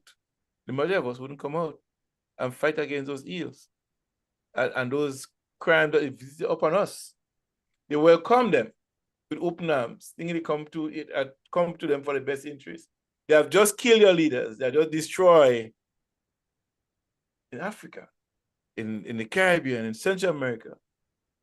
But the fact that they make you believe that they are the best, like I said, white supremacists and the vigilantes and whatever they have in the Caribbean and working out, they'll kill our leaders with a wink of an eye. Oh, this boy, Pablo, he ruling this country, we can't afford that. He's doing too much for his people. His people are willing to wake up. We can't afford for the people to wake up. Let us keep them sleeping. And because somebody had to come in the room and wake us up, they want to kill the person and waken us up. But colonialism has done a great deal of damage to us. And our people, for some reason, have not gotten the message yet. And for those who got it, we had to rally the forces together to work to build a better society for ourselves. You make mention, I think it's Eric to make it, that when you're down on your luck, you can't afford, they still put more interest upon you. It make it more difficult for you to pay. If you don't have already, you're not qualified. If you qualify at a higher amount, and thereby shutting you out of the market. Economically, countries who could have been more advanced in Africa and the Caribbean, but because of the high interest rate, they can't afford to do it.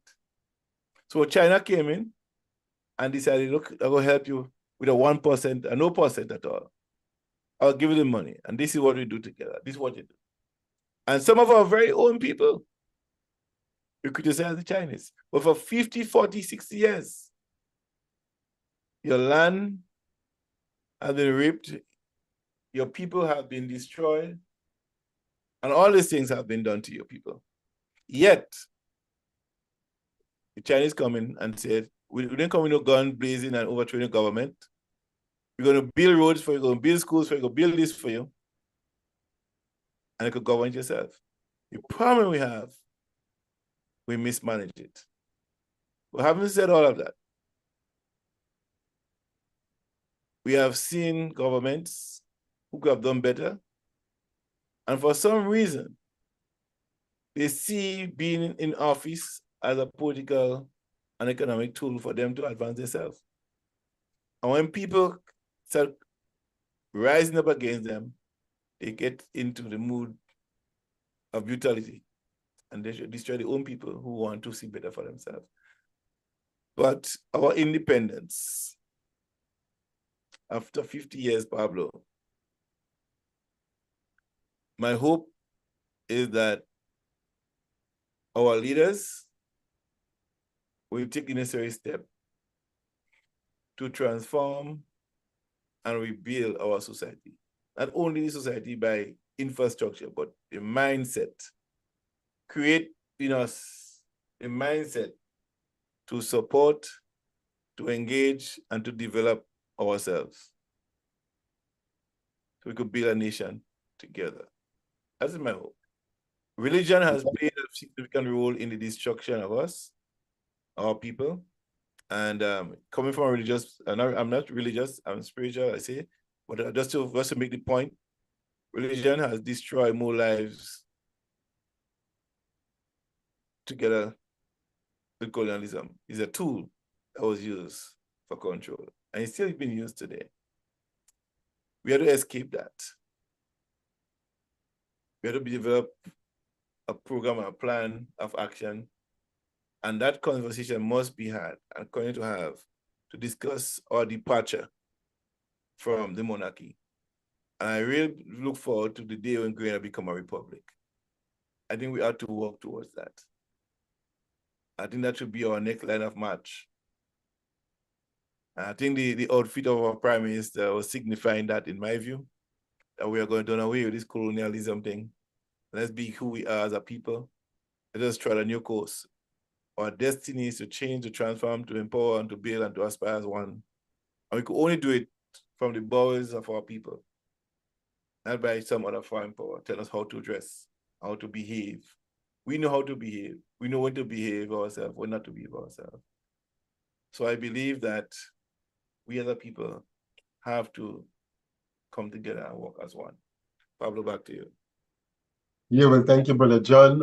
At this point in time, is at this juncture, we bring a close to this afternoon's session. Just want to say thank you to whoever would have joined us this afternoon and who would have, showed an interest in what was being shared. We are not concocting stories. The things that we speak about, the information is out there. And if anyone feel that they can dispute the assertions that are being made, feel free to do so. But in any event, the evidence is that the system has been stacked against us. The evidence is that the legacy of colonialism and slavery is still very much with us. And as I said, this program is going to be very much going to have a very deep Pan-African center. And as such, there's going to be significant information being shared here. Because we spent so much time in some of the domestic issues, that we spend so much time reveling in the celebration of our 50th anniversary of independence and other matters, it was not really ideal to share certain specifics in terms of real video clips and so on, but that kind of information will be shared in subsequent conversations here on this platform. And the fact of the matter is, or to get to the heart of the matter, we have to appreciate the fact that if we keep making excuses for our enslavers, we are going to continue being in that state where our enslavers would dominate us. And we would continue to be behaving essentially as those that were categorized as the house slaves. And I would trust that you would go listen to people like Malcolm X. He spoke very eloquently about the difference between the field slave and the house slave, and the manner in which the house slave was always willing to justify and to be satisfied with what Massa, the way how Massa did things. And we have to understand that we are not the only ones that were impacted by that. That whole experience has desensitized generations of their own people to not see us as equal to them. So they automatically, it's automatic, right?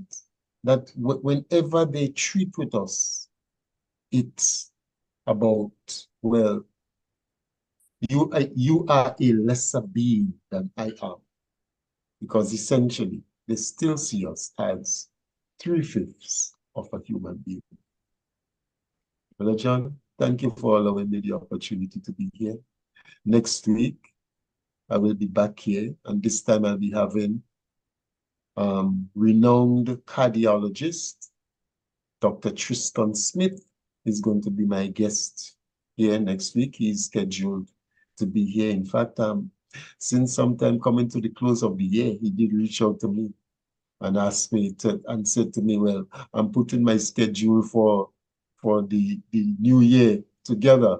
So can you indicate at what juncture you would like to have me come out and speak with, So next week, Saturday, renowned cardiologist, Dr. Tristan Smith from Guelph St. John, a man who went to Shaper School, a man who was involved with the Spatlers team, scoring for Spatlers team with Coach Naka, Joseph and so on.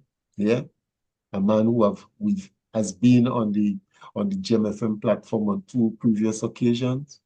He will be joining us here. So let the rest of your friends and so know that Dr. Tristan Smith will be here with us next week. And it's an ideal time, seeing that we're celebrating 50 years of independence and so, and we're celebrating those people who would have done us proud.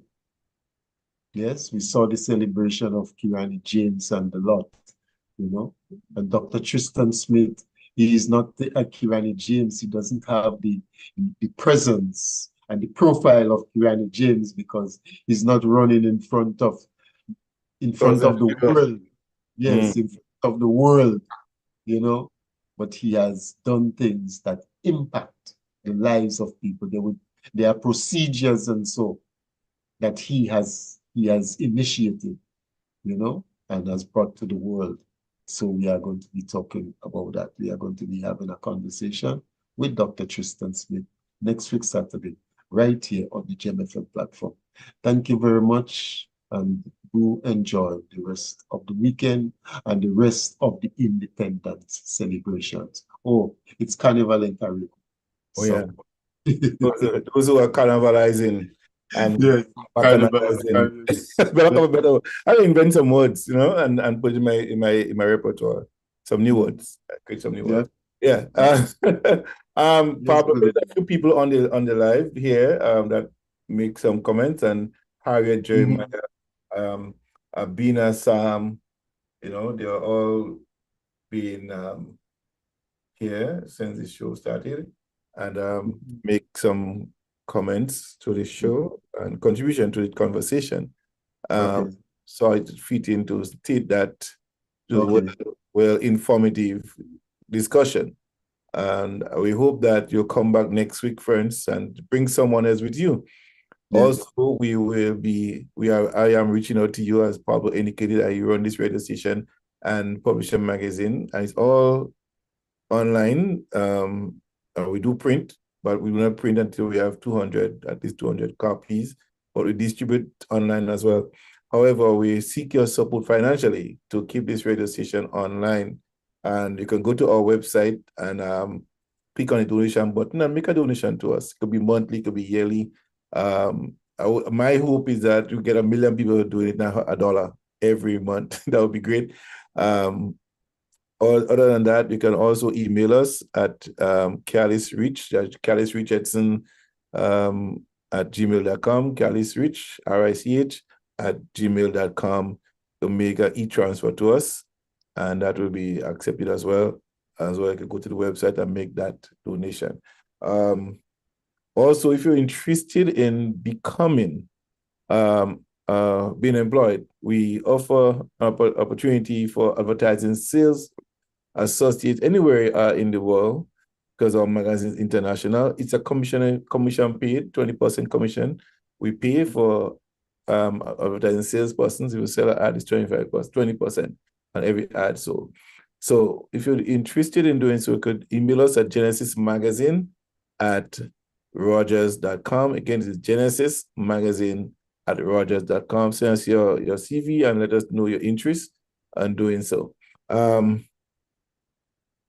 Every Friday night on Gem FM, we our show called Living the Dream. We're interviewing successful persons from Grenada in Canada, or Grenadian in Grenada, United States, wherever you are. We find you and tell us your story. Not the negative. We don't do the negative stuff. We do for people who have really impacted their life and rise above the occasion and become successful in their own way, and help to transform the lives of others. So we're hoping to have those here on Friday nights as well. Last night we had a former Consul General, Miss Dawn Francois, who was here with us last night, and we're looking to have more people coming up this Monday. We have from Trinidad, The Real Deal, June. Yes, The Real Deal. She wrote 2 books, Conversation Over Dessert and Adult Grown-Up Conversation. So this is, she also an awardee from Gem FM Genesis Magazine 2023 for Literary Award for that 2 books. So she'll be here with us on Monday evening at 9 o'clock. She'll be here. All right. Coming up next week, Saturday, Pablo spoke of Dr. Tristan, it is? Yeah, Dr. Tristan Smith, yeah. Be here with us from 3 p.m. Grenada time and 2 p.m. 2 p.m. Canada time. So invite somebody to come and be here with us. Bring the crowd. Yeah, we don't have ice cream and cake, but we have good information for you. And also listen to us, only not on Facebook, on www.gemfm.ca. It's a good place to stay tuned to Gem FM Radio for a lot of information that will help you transform your thinking. And probably could send a line to us and say, hey, John, I really did enjoy that show today. I heard this on your show, on your radio station. I'm very much interested in that, and so on. So let us know how we're doing by visiting the radio station online, and that's where we are online until we get the government approval to give us actually so-called regular radio station. But those regular radio stations are limited, Pablo. They give you a certain bandwidth. You can't go beyond. You go to broadcast in a certain community, you can't go beyond that. So that limits us. I mean, as much as people would like to have it, it's outdated and it's not really servicing or doing what we want it to do. The internet radio is international. We can reach people everywhere in the world. If we get a commercial radio station, we only limit it to Canada and with the bandwidth that we have. But with what we're doing here, we can reach more people, more places in the world. So let us help us to develop and build on this and go further and higher in what we're doing. All right? And therefore, I would like you to support Pablo as well. Support his show every Tuesday night. Yeah, every Tuesday night. This, I would think, this every Saturday night, every Saturday afternoon, sorry. I'll just be distracted like we hear somebody something. We have to go to the Independence Gala. It starts at 6 o'clock, and there's a church dinner, fellowship dinner that my daughters have to go to. So I have to drop my daughters to one, and my wife and I go to the gala. And then I got to make sure that go back to the restaurant, make sure everything is done properly and all that. So go back and check this out. So those of you in Toronto, if you're not in Toronto and you're coming to Toronto, check us out at Ola's Kitchen at 477 Oakwood Avenue. And these shows are always brought to you by Ola's Kitchen. All right. So Ola's Kitchen is Grenadian. She brings some authentic cooking to Canada, and it's at 477 Oakwood Avenue. This is my outside kitchen, it's right behind my house. I could just walk out and, hey, can I have some? It's like Pablo walking out on the street in Victoria, just saying, oh, hey, what do you have in that box? It's selling it. It's right there. Like right behind my house is my outside kitchen. So if you come to Toronto anytime, look up Ola's Kitchen. That's 477 Oakwood Avenue. You can't miss it. All right, Pablo. Yes, Brother John. It has been All a right. pleasant pleasure as well a privilege to be here with you. So Yes. thank you so much, man. Thank you, Brother John. All God bless right. you, always. Bye, everybody. Yeah. Yeah, man. All right. Yes. Great Yeah. Eyes Big 50. Yeah, we're gonna do this one more time. All right. Yeah, man. Touch it, touch it, touch it, touch it. Up, up, up. Up and up. Yes. Yeah, man. Up and up. It has been a All right. pleasant pleasure as well a privilege to be here with you. All right. So thank you so much, man. All right. God bless All you right. always. Bye, everybody. Yeah. Yeah, man. All right. Yes. Great Eyes Yeah. Big 50. Yeah, we're gonna do this Yeah. one more time. All right. Yeah, man. Touch it, touch it, touch it, touch it. Up, up, Up up. and up. Yeah, man. Up and up. It has been a pleasant All right. pleasure as well a privilege to be here with you. So Yes. thank you so much, man. All right. Bye, everybody. Yeah. Yeah, man. Like 5 miles long. There's believers long that makes me sing this song. The cleanest spills on the waters. Friendly people meet in every corner. Togetherness and love is what we stand for. We stand for. Yeah. We stand for. Oh. This song. That's how we've grown, how far we've run. We feel we strong and more to come. More to come. More to come. Because we're blessed with fortune.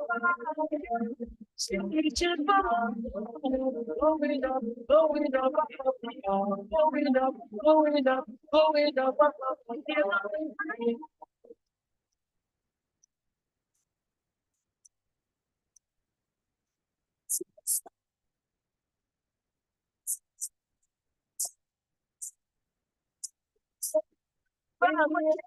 to reminisce on the richness of our history from the beginning, from the people who came to sugar and change, emancipation to revolution.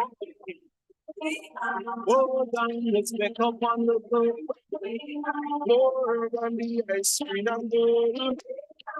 Much more than the nutmeg and the clove, and the one we have Grenadians food. 3 islands united as one. Let's take the strong.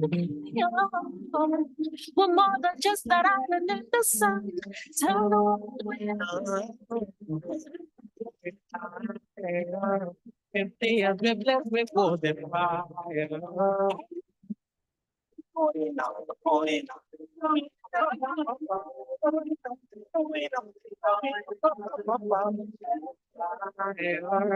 Feel that fans that won't be put together.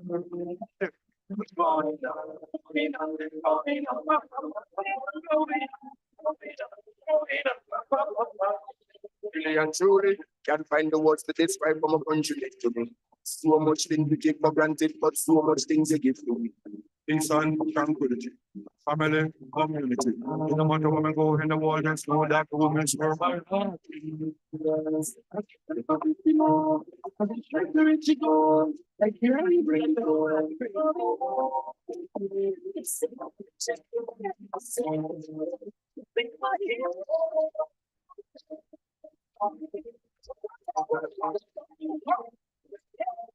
It feels we strong and more to come, more to come, more to come.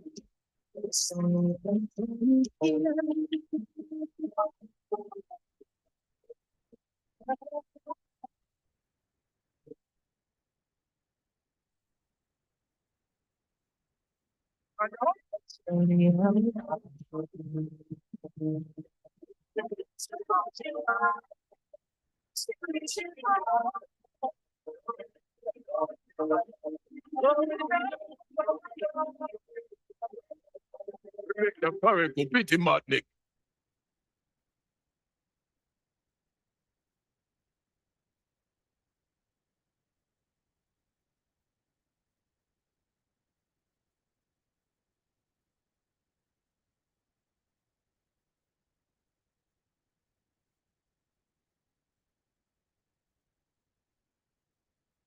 Foundation.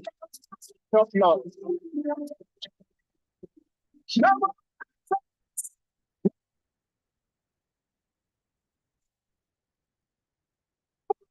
I make you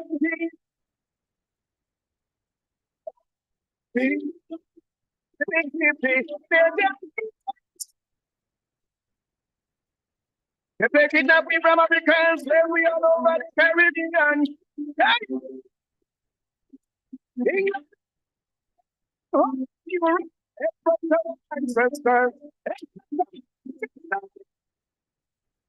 But I want hope, never give up in trouble.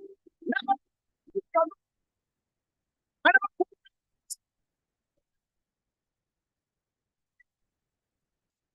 don't independence. So my brother, we must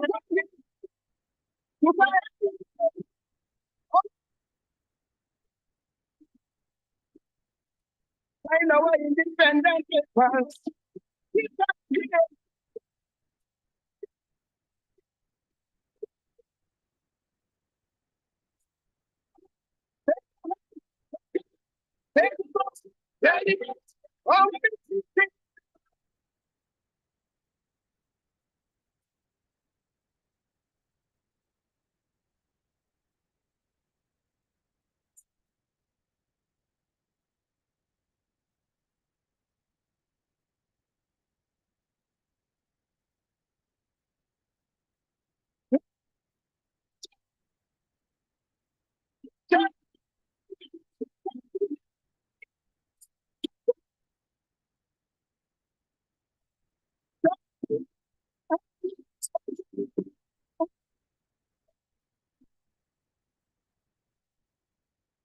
Celebrate our big 50, our big 50, big 50,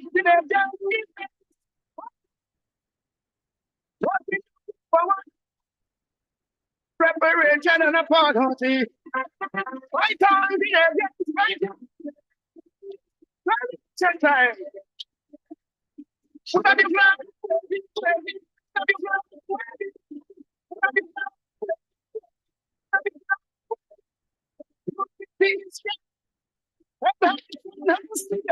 That's the only way we could develop Grenada. To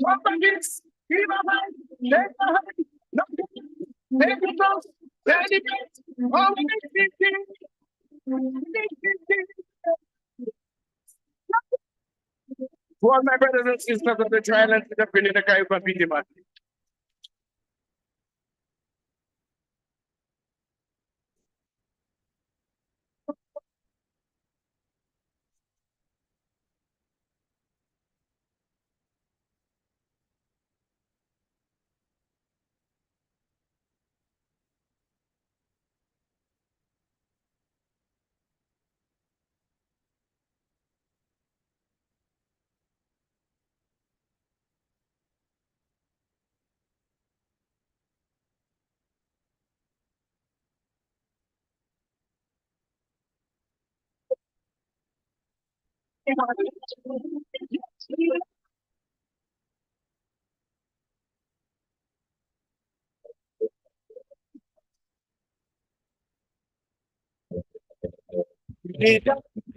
Looking for perception, for donkey years, true love for that years.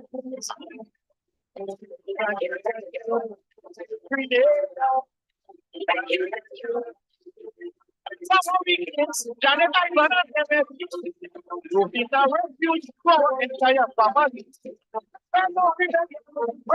Association, prevention, and administration. Silence. Thank you for the love and protection.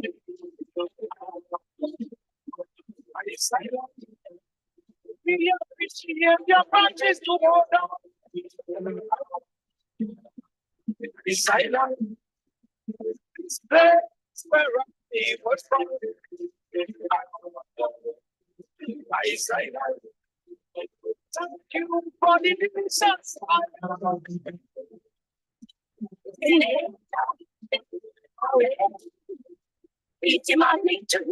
Yes, we love you.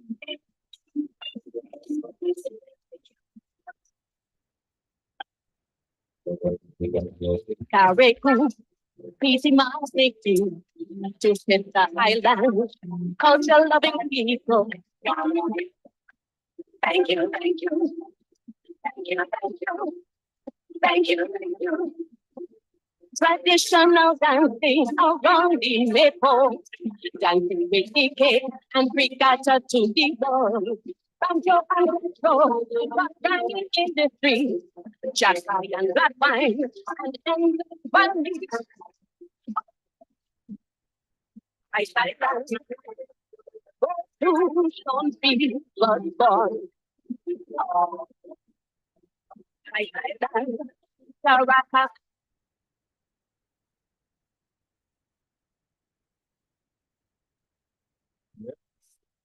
And that's where we actually come to the end of this show. We hope that you did enjoy the evening with us.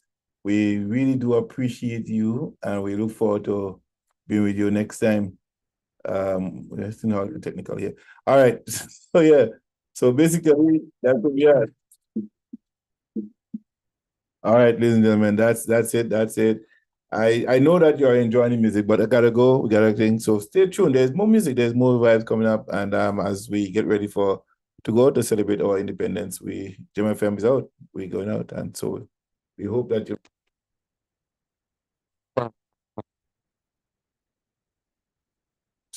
We trust that we're going to do so in a splendid form. All right. So God bless you and make you a blessing. This is Gem FM.